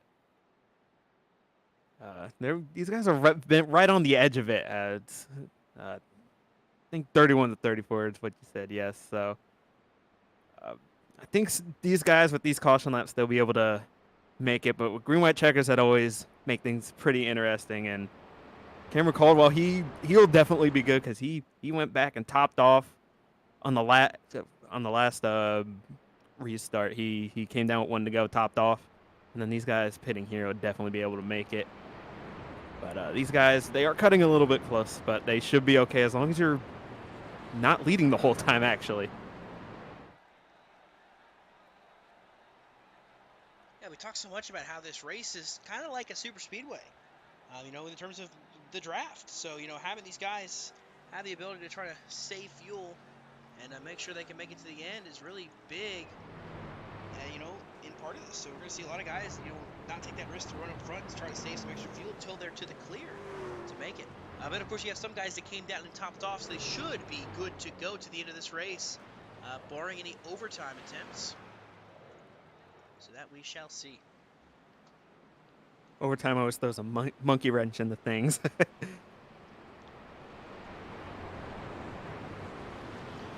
We'll see how they shake out here. Tristan Maher, Justin Durant, still your front row. Bennett Allen third on the inside lane. There's Alex Kerfan, Brett Bennett, and then there's Michael Kruger up there. Jamie Wright running in that 7th position right now. Ryan Bogey is 8th, and Cole Snyder and Craig Fryer. We really haven't talked about him much yet. Currently running now in the 10th spot.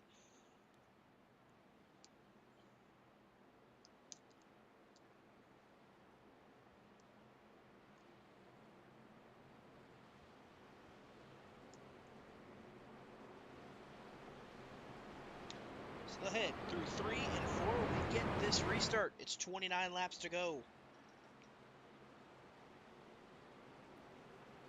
I have a feeling tempo's going to pick up even a little bit more, which is kind of wild because it's been very high tempo, but that actually scares me a little bit thinking about it. Hopefully you don't get more cautions. They struck the safety of pit road. Maher, Duran, the front row. They launch. They got to go restart zone. The green flag is back out. And we'll see what they can do.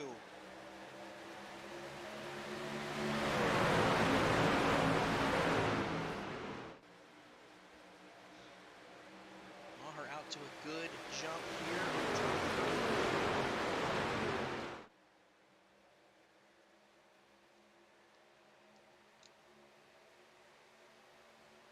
Ooh. Brett Bennett pushing Bennett Allen. It's a Bennett affair on that inside line. He looked unstable pushing. That's what I was looking at. See the Bennett Allen to the inside going for the race lead.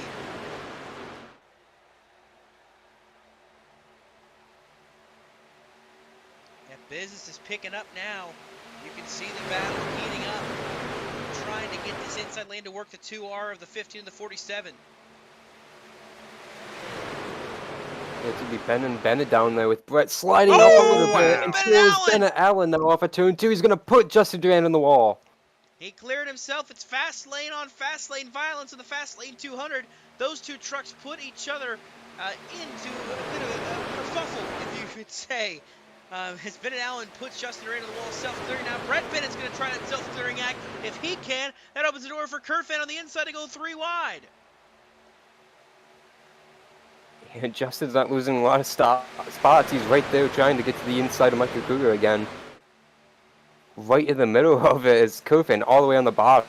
This top 5 right now. 2 drivers have yet to record a win. Both have the name Bennett.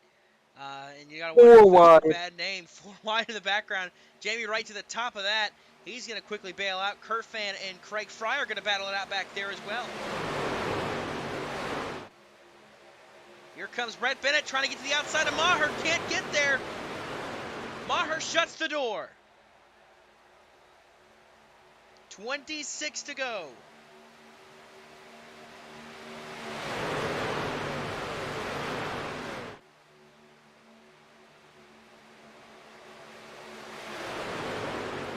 Bennett trying to work the outside of Maher. He's going to get there. Bennett, Allen, Duran now side by side again.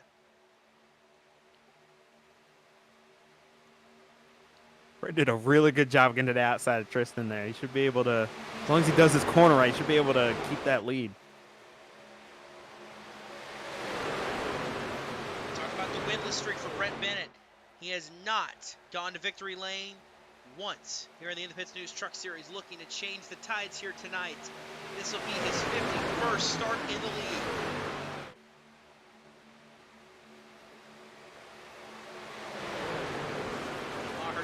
Inside. He's got no help on the outside lane right now, does the 47. Maher back out front for a split second. Now it's Bennett back out front. Duran pulling to the outside. Bennett now running way high through 3 and 4.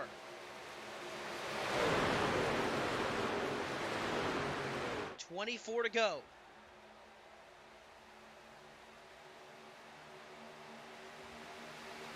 Here comes Justin Duran to the inside of Brett Bennett now. Side by side, right through turns 1 and 2. The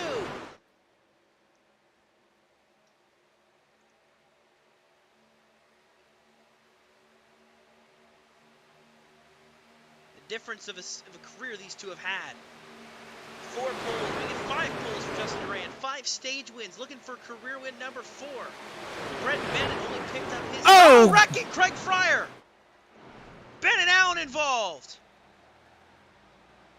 Evasive action by everybody else. They should all be okay, but Craig Fryer is around. Caution flag is out. And that 71 is going to be done for the day. Yeah, all started right there in turn 3 with those two just making contact together. Take a look at it here. Fighting for the positions. Bennett tries to clear the outside. Fryer goes to go to the inside.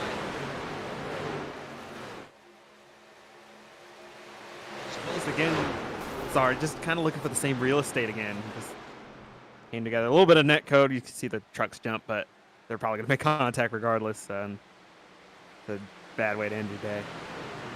Takes both Bennett Allen and Craig Fryer out of this race.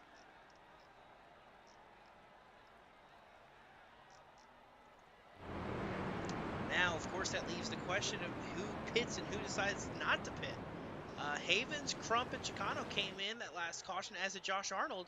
So, split decisions. Split decisions. That's what happens. Brett Bennett, Michael Kruger, Brian C. Smith, and looks like Cameron Caldwell, Ryan Bogey. A bunch of drivers elect to stay out here. Yeah, Justin's going to lead Tristan Maher and Alex Kerfan down pit road for the first 3. So as Duran pulls into his stall, it looks like we had 9 drivers stay out.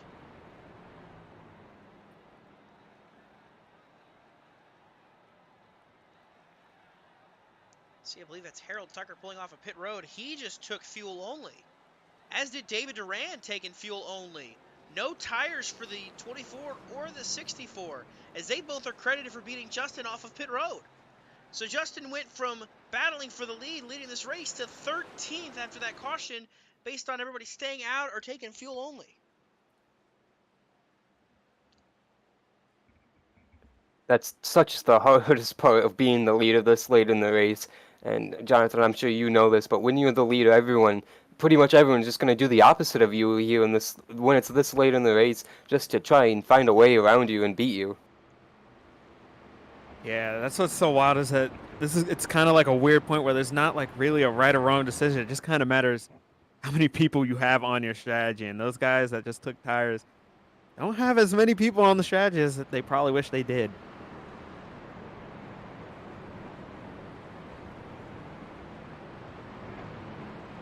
So we should be coming to the choose cone, and I think everybody's in Brett's ear telling him, do not get a penalty.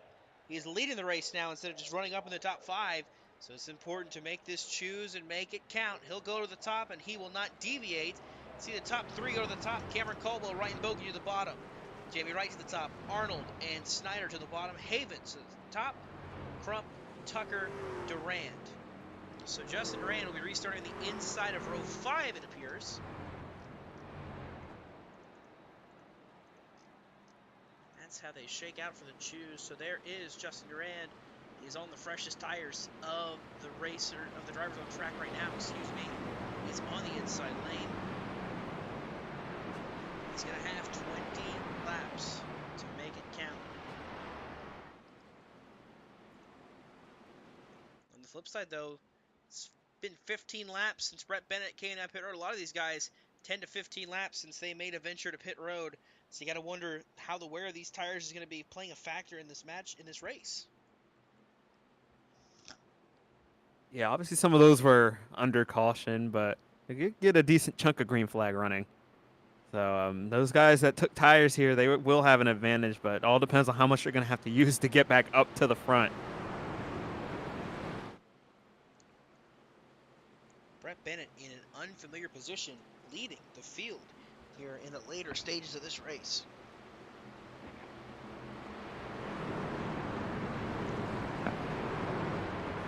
Pace truck will pull off. Front row, Bennett and Caldwell. Both electing to stay out under this caution. Coming to the Geico restart zone, 20 laps to settle it here in Michigan. The green flag is back out. We're back racing in the fast lane 200.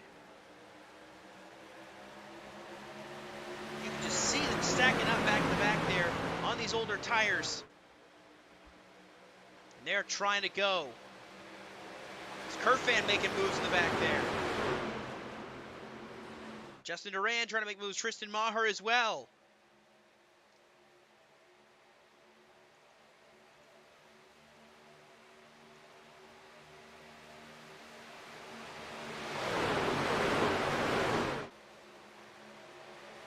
Durand is sitting on the bottom down there, trying to make up as many spots as he can in a very short amount of time, because Kerfan right there on the outside is moving with him as well.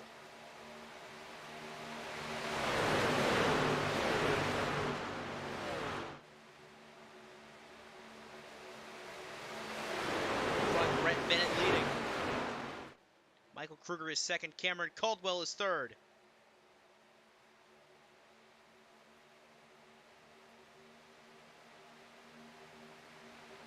Cole Snyder trying to get in there on that outside lane.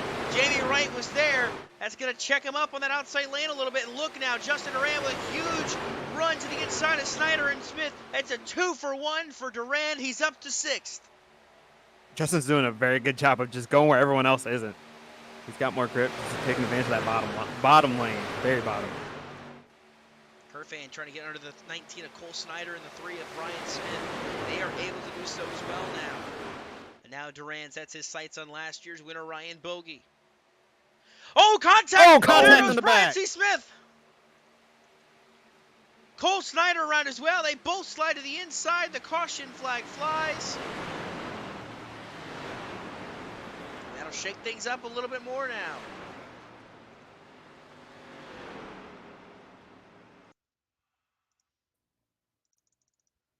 Just slight contact off turn 2 sent Brian Smith into the inside wall, guys. Yeah, just another weird coming together, and For poor Ryan C. Smith, he got the inside wall a little bit. Did a decent amount of damage to his truck. It almost looks like just that slight bit of netcode there that we've seen happen before. Yeah, that definitely did them in too. You're right. You can see the way the 19 jumps right there. That wasn't really contact everywhere. There's netcode on board with 19 with Cole Snyder.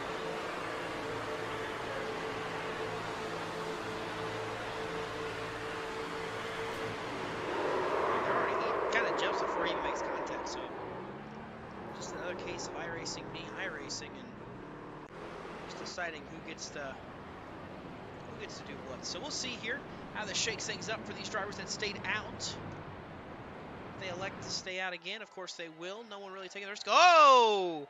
Change that! Brett Bennett is a sitting duck.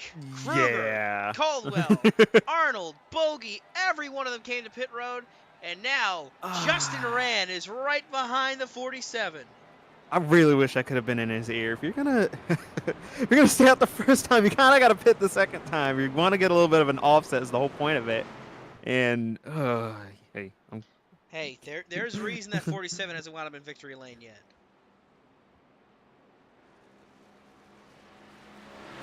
I don't know, maybe I'm off base, but you got to think everyone behind you is gonna pit if you stay out there. I don't know. I think it was pretty much the same situation Justin was on there on that last one. Well, I don't know. Once the well, yeah, his bed was the definitely made strategies but once the strategy's set in stone like that, so Justin Duran, right. Alex Kerfran, a couple of these guys, they already come down pit road. They got fresh tires. You now got the 5 to 6 lap offset. That's a pretty big deal on iRacing. So you're gonna have that advantage, and that was the whole point of this. When you're staying out, you're basically betting on there being another caution, because otherwise it doesn't make sense not to pit. And that's the whole thing with the tire sets. It kind of makes it a whole coin flip whether you're going to get another caution or not. But the track position matters. Tires at this point matter a little bit more for him. And you're right. I think he's going to be a sitting duck there, Brett. Well, we've got to see here. We're going to approach 15 laps to go this next time by. Closing in on the end of this race here at Michigan. Looking for another fantastic finish like we saw last year.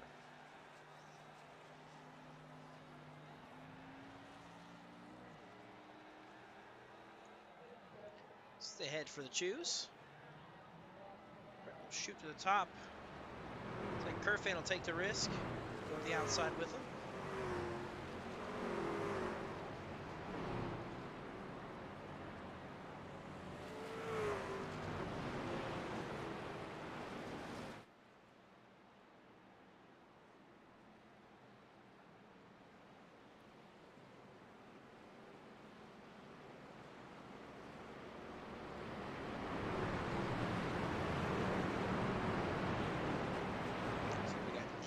Trucks on the lead lap here.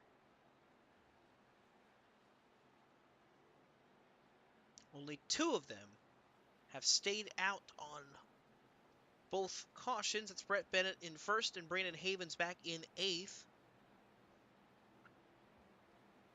Harold Tucker and David Durand also, though, are on older tires as well. Last stop they came in, they just came in for a splash of fuel, so we'll see how this shakes up for those 2 drivers as well. 14 laps to go when we go back racing.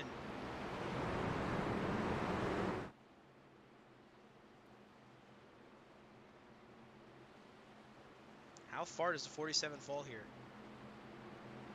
Deep into the back. I think he's just a sitting duck. And then once he loses the clean air, it's really going to be bad.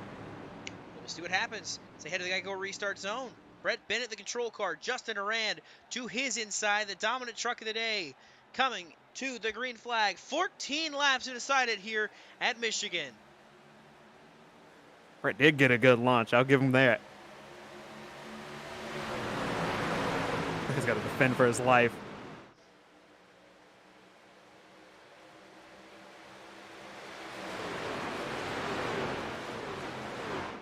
Won't last long. Here comes Justin to the inside.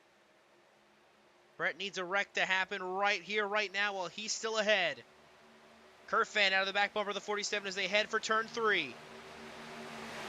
Justin Durand is going to power by.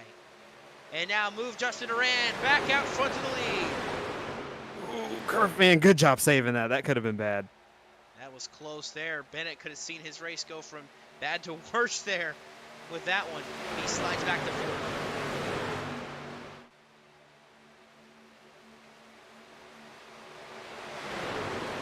Maher and Kerfan side by side for 2nd as they try to catch up to Justin Durand.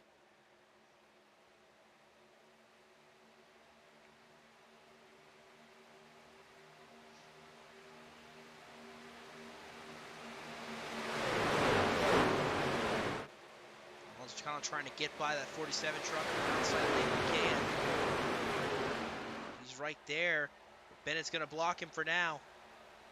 12 laps to go at the line that time.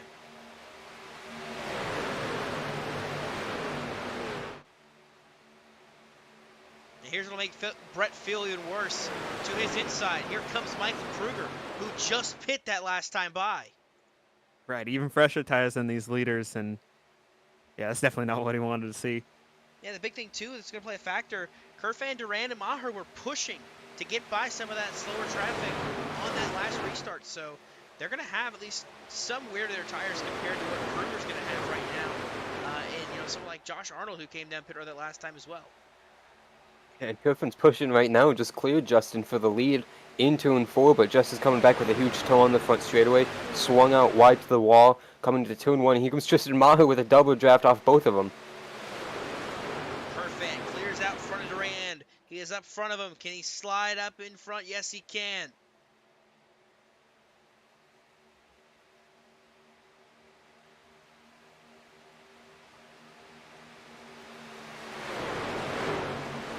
Thought about peeking to the inside, couldn't quite get there.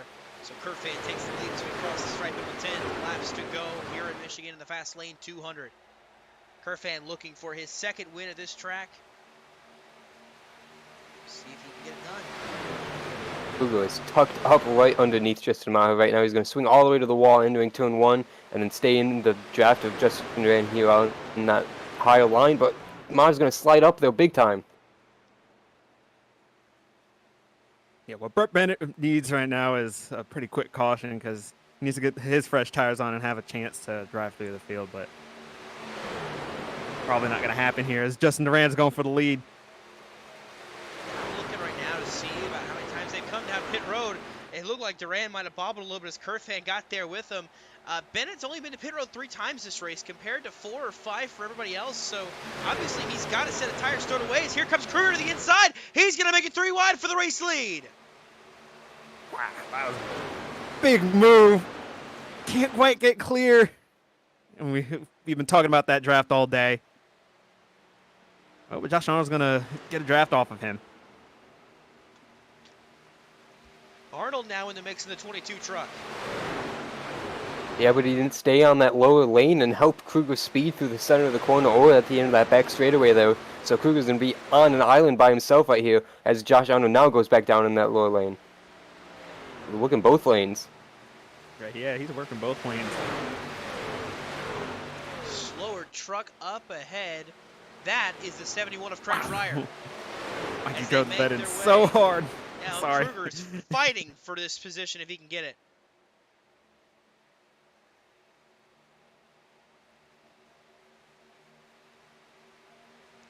They make their way by the 71. Blinking in and out and go to the bottom there. JCTV truck's under a blanket and Kerfan leading. Not in a JCTV truck. As we hit 7 laps to go this time. Kruger blocks Maher. He almost paid the price there for a split second. He's able to gather it back up and keep it straight. Bogey's on the apron. Ryan Bogey's blown up. 21 is going to have to make it all the way around this track, or at the very least get down to get out of harm's way. And there's another truck ahead issues there. David Durand is slowing up.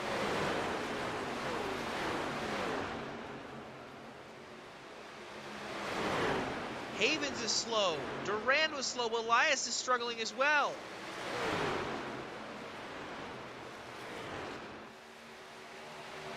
go back up front. It's a battle for the lead. Kerf and Durand side by side, 6 laps to go.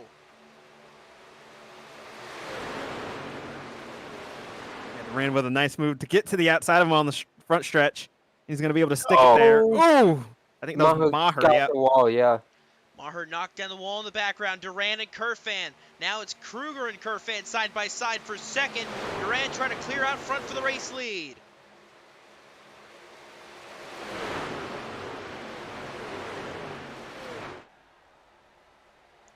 Five laps to go. Oh, Kruger gets Kruger. the wall. Kruger Oh, comes he's down gonna in come front of down. Arnold. He's going to cross him over. He's going to try to set him 3 wide again. Now back to 2 wide. He's going back for the race lead to the inside. Kruger going to drive it in there. Sorry to cut you off. Mikey's playing such risky games. This is crazy to watch.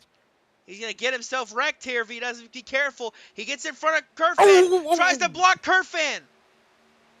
Keeping the 30 truck behind him for now. More trucks with problems. Roy Crump completely knocked down the turn 2 wall on the back straightaway that last time by. He's still going. As well. Cameron Caldwell's in the picture now for this battle. 4 laps to go.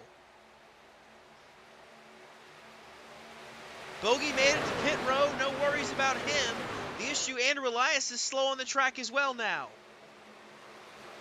Kruger trying to work the outside lane now.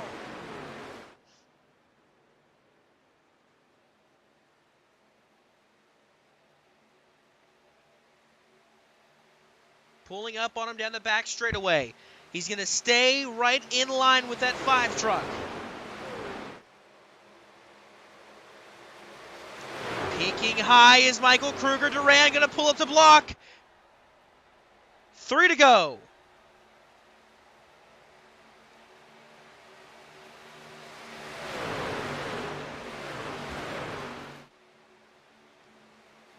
Here comes Cameron Caldwell out of the inside, the Season 1 winner. Trying to etch his name into the record books again. Give him his 8th career win in the Pits News Truck Series.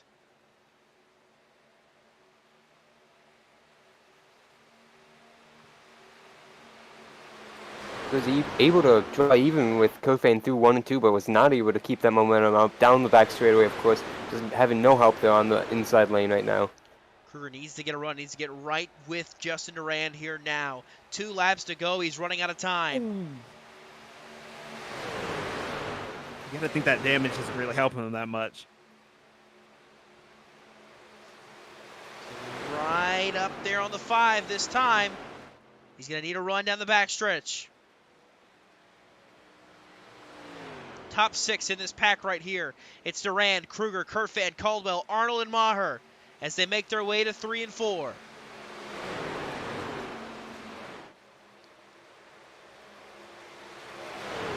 Kruger is right there on the tailgate of the 5 as they head down the front straightaway. The white flag will be displayed. 1 lap to go here in the fast lane 200.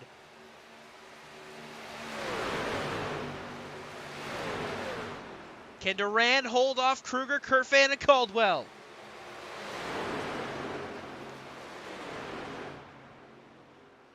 Kruger trying to set up for the run. Caldwell to the inside of Kerfan for 3rd. Kruger is dropping time to the 5 as they head to 3 and 4. Kruger's going to have to get it right on that yellow line. Can't do it, though. Out of turn 4. Justin Durand from the pole wins the stage, and he wins the Fast Lane 200. Wrecking after the line, Kerfan, Caldwell, Maher get involved.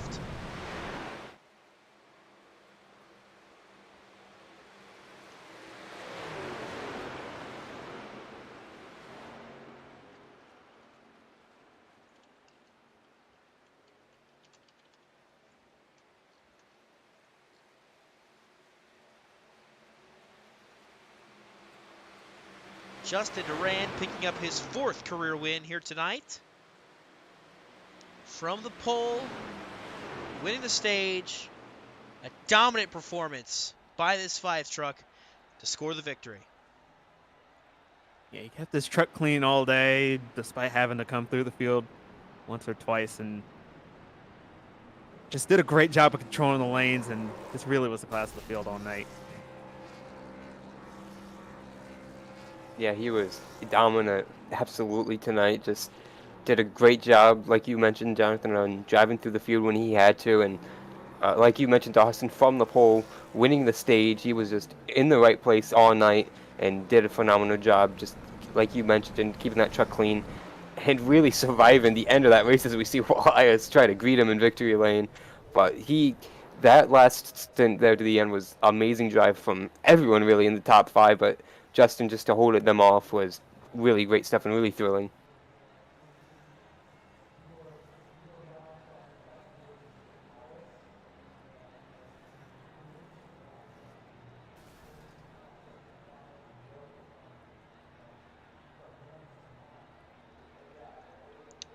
So Justin Durand is able to score the victory here tonight.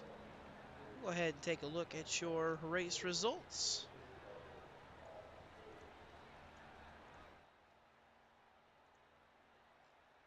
You see there, Justin Durand comes home with the victory.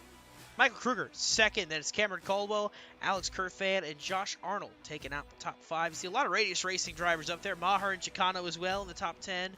Cole Snyder brings it home 8th. Jamie Wright 9th. And Roy Crump recovers to 10th. Just kind of looking back. Brett Bennett not pitting there, dropping back outside the top 10 after that one.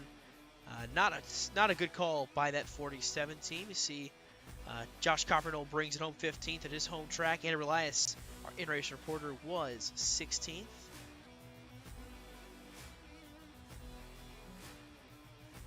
So the rest of Ethan Fonseca Moreno, of course, wrecked out early. Last week's winner brings it home 26th. So, Jonathan, what do you say we try to get a hold of our third place finisher, Cameron Caldwell? Sure thing. Hey, Cameron.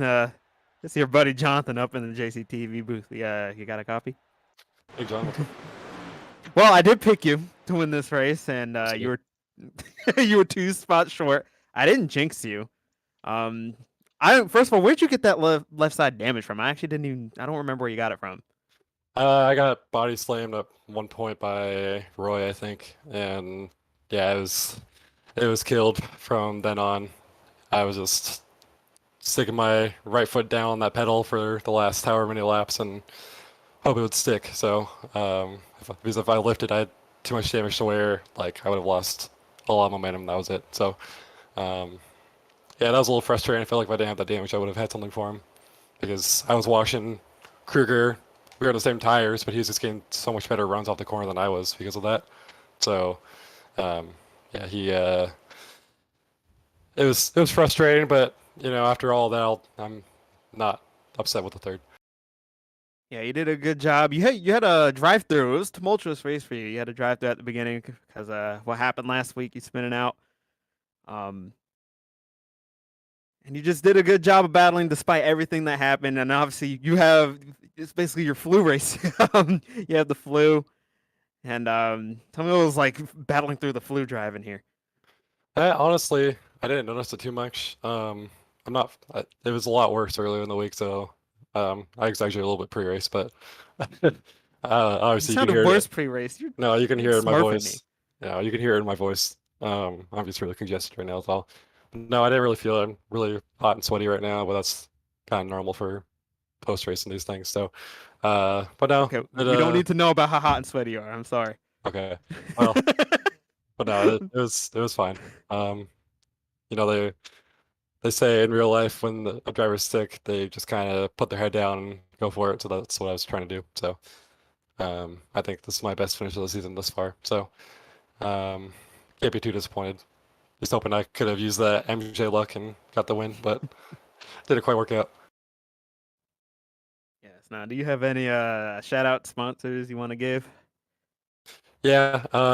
Thanks to JCTV for being on my truck tonight. This is the one and only time they'll be on my truck this season as a primary sponsor, but glad I could give the truck a good run. Thanks to my other sponsors, Independence News, C2 Graphics, Grid Network, the Racing Experts, Milwaukee Massage Therapy, RPS Marketing, Left Coast Rivals. Thanks to my teammates at Radius Racing. Obviously, we were up front for the majority of the race, so it was cool racing around him. Thanks to you guys for broadcasting, and we'll see you in a couple weeks in Watkins Glen, where hopefully I can finish one of these things out. All right. Good luck at Watkins Glen, and thank you for your time, champ. Thanks.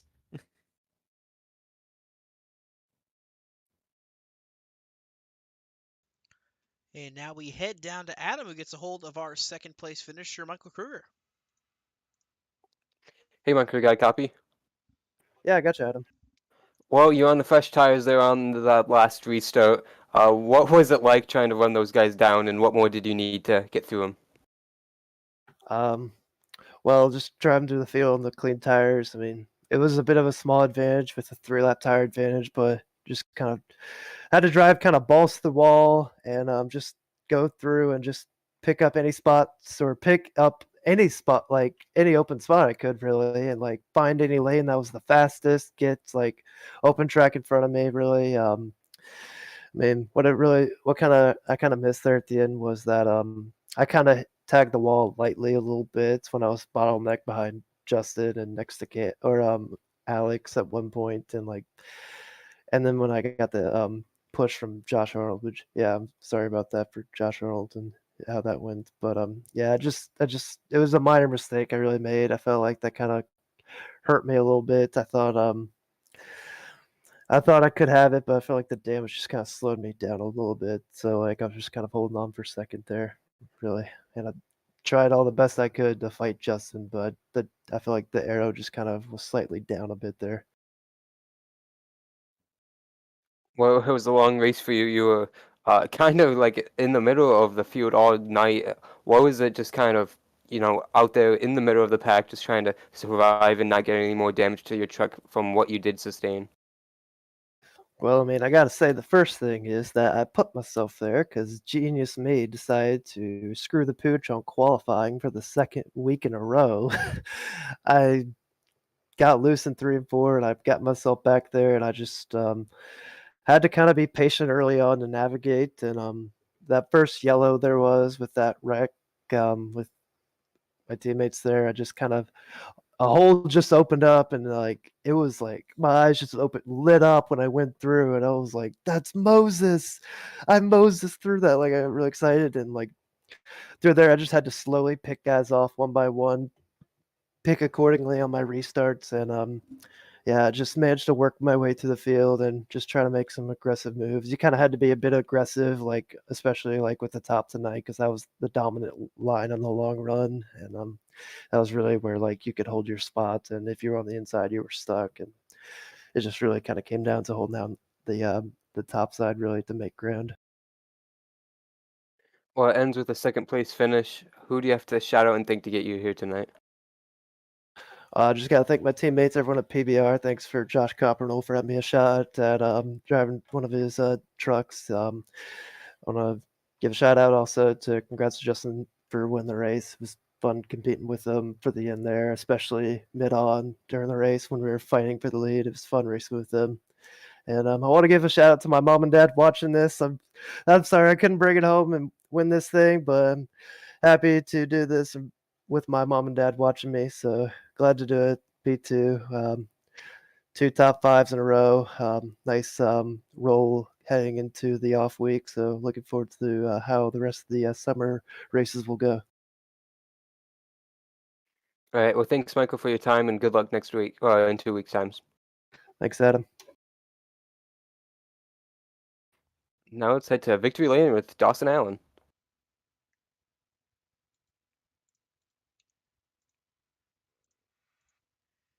We are down here in Victory Lane with our race winner, the dominant car of the race, Justin Duran, brings it home. First off, Justin, congrats on the win. Appreciate it. And it was a dominant performance. At the start of the race, I did say you were good here. I kind of lied on that. You have, of the 3 starts you have made, you finished second here in Season 2, and then you finished out to the top 15 the other 2 races. So able to come here, though, and take the win in convincing fashion. And what was that like for you? Oh, the racing up front was intense all night.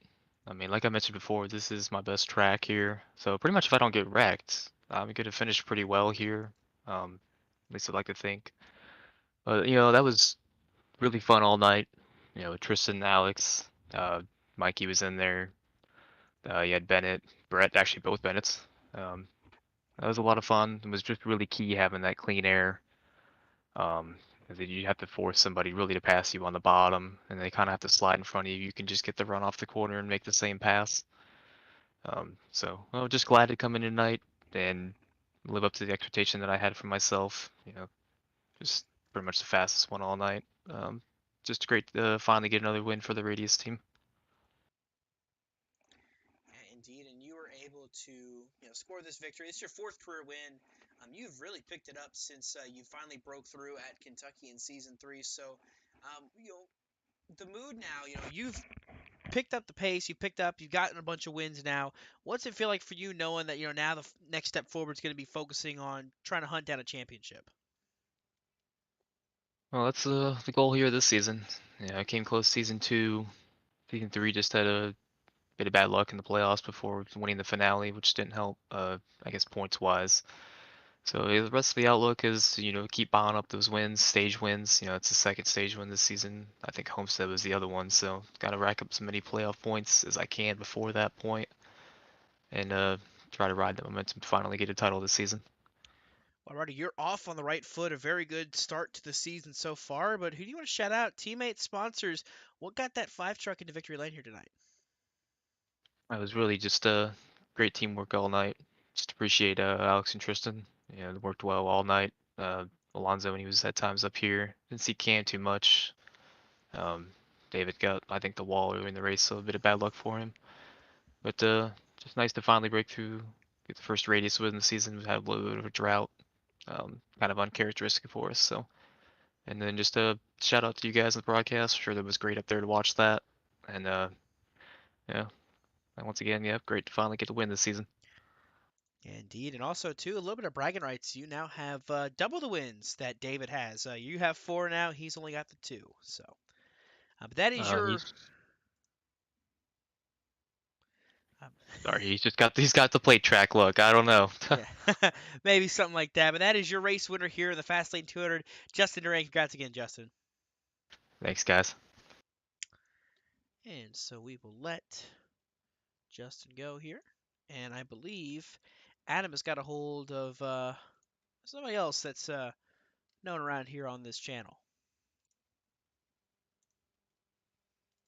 Yeah, I've caught up with Joshua Copano. Josh, come across the line, not where you wanted to be, brought it home in 15th. Got some damage there in that race. What do you think of how the Fastlane 200 went for that 42? Terrible. Yeah, just we qualified great. Had 10th place qualifying result, which kind of surprised me. I didn't think that I actually qualified very well, or at least hit my marks very well, I should say. So I was surprised we started 10th, and just trying to save my tires. A lot of drivers were just driving it very aggressive, and it was tough, but I think we might have finished the stage in like 13th or 12th or so. Um, and just restarted, was trying to do good, hit the outside wall, and that sent me from like 11th to 22nd. And from then, it was absolutely awful. Um, it was a certain person in this race that probably shouldn't have been here tonight because he's always caused issues. And Yeah, he was causing issues tonight as well, and it was ridiculous. Canfield got into me a little bit, but it was nothing of his fault. He was he was trying to make evasive moves, trying to avoid this certain person, um, and we got into it. And then another time, Canfield got into me. Brandon Havens was sliding in front of me, and I was trying to avoid Havens, and instead of avoiding him, I hit him, and then Canfield unfortunately hit the back of me. So it was like everything that could go wrong in this race went wrong, and it was the moment I got sent to the back was the moment that I got screwed. But I just put a message in the Pits News general chat, and if anybody is in that Discord, it was a total joke because I'm not mad at Canfield at all. For those that don't know, I just said I'm mad at Canfield, but no, I'm not. It was fun racing him. Well, it really wasn't fun racing him back there, but it was fun racing him. But yeah, I mean, it was tough. And this certain driver also that I've been complaining about didn't want a JCTV idiot to win, and it's funny because one won. So that's pretty much what I have to say about the race. Yeah, you mentioned JCTV Trek 1 at the home check for JCTV, so a little bit of celebration in some way. How was it seeing Micah up there trying to threaten? Also, unfortunately, it wasn't a great race for Bennett, who was involved in stuff as well, and Ethan was taken out early for the PBR guys. Yeah, I think it's funny. We all just can't catch a break. It's either um, one of us does well and the other three have issues, and it's just kind of rotating who it is each race. Except Daytona, where three of the drivers did good, and one of them decided to lose talent on the front stretch. But it's always awesome to see Mikey up front and challenging for a race win. I am sad that Bennett and Ethan weren't up there. At the end as well. But it does just put a smile on my face to see the success that they're having, and knowing I've got a great team. I keep saying that I've been leaning on them a lot for information, and I still am. They're great guys to work with. They're all very knowledgeable, and I am very proud of the team I have. So yeah, it's definitely a bummer that we all just can't have a great race. Um, but congrats to Mikey for finishing what, second. Yep. Well, have fun next week, Josh. Have a good off weekend. I know you will, and we'll see you in 2 weeks' time here. Yeah, thanks. Actually, I'm really looking forward to that. Going to Coke 600 and meeting a lot of the militia guys, J. Paul, Cole Snyder, um, Hunter Peach, just some other guys. I think Peach is going, but just a lot of guys. Looking forward to meeting them.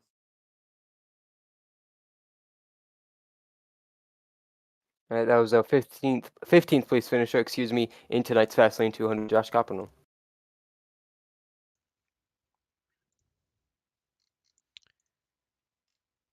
And with that, let's kind of just highlight, what we saw tonight. Kind of similar in vein to what we saw last season in this race, but at the same time, it felt so much different.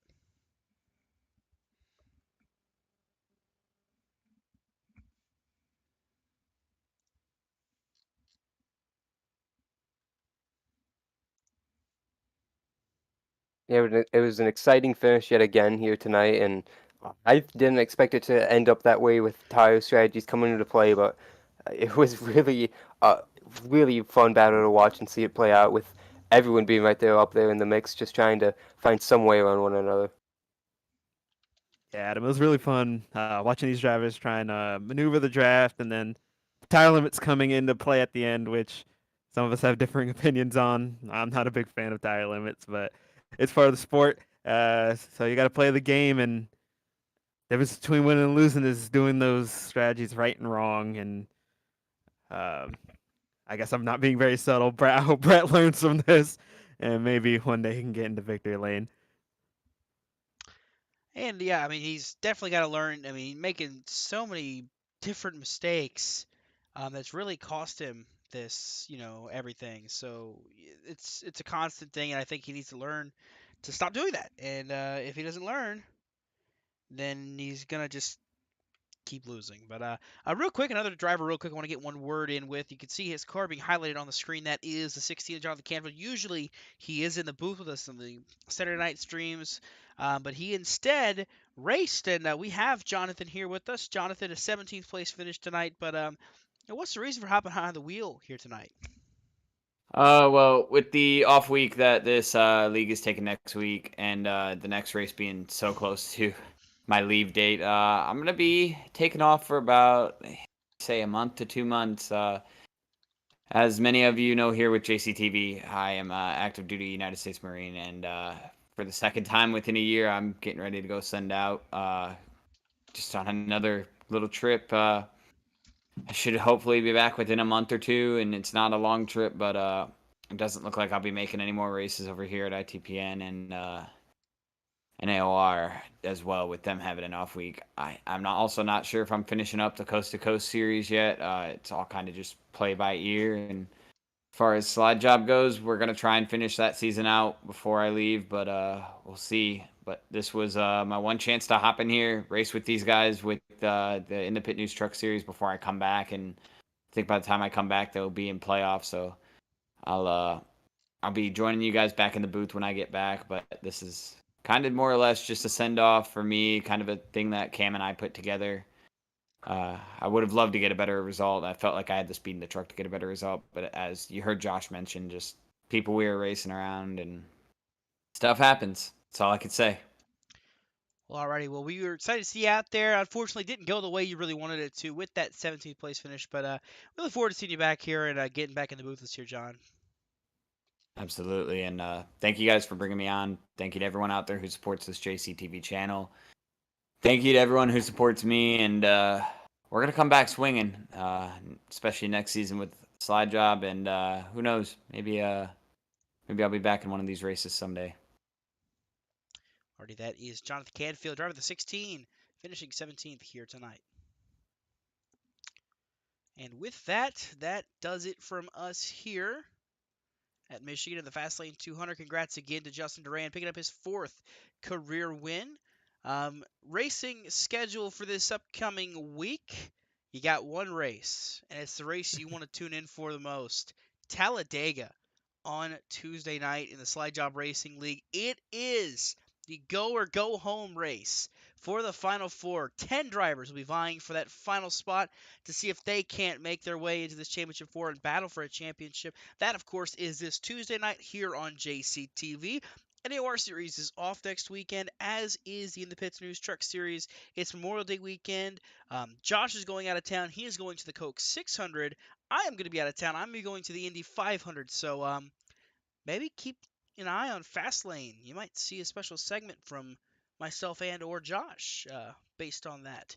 But other than that, that does it from us here tonight. So I want to thank you for tuning in, as always, here to our broadcast on JCTV. And once again, congratulations to Justin Duran for tonight winning the Fast Lane 200. For Adam Kuhn and Jonathan Parker here in the JCTV booth, this is Dawson Allen signing off, saying so long and have a great rest of your night.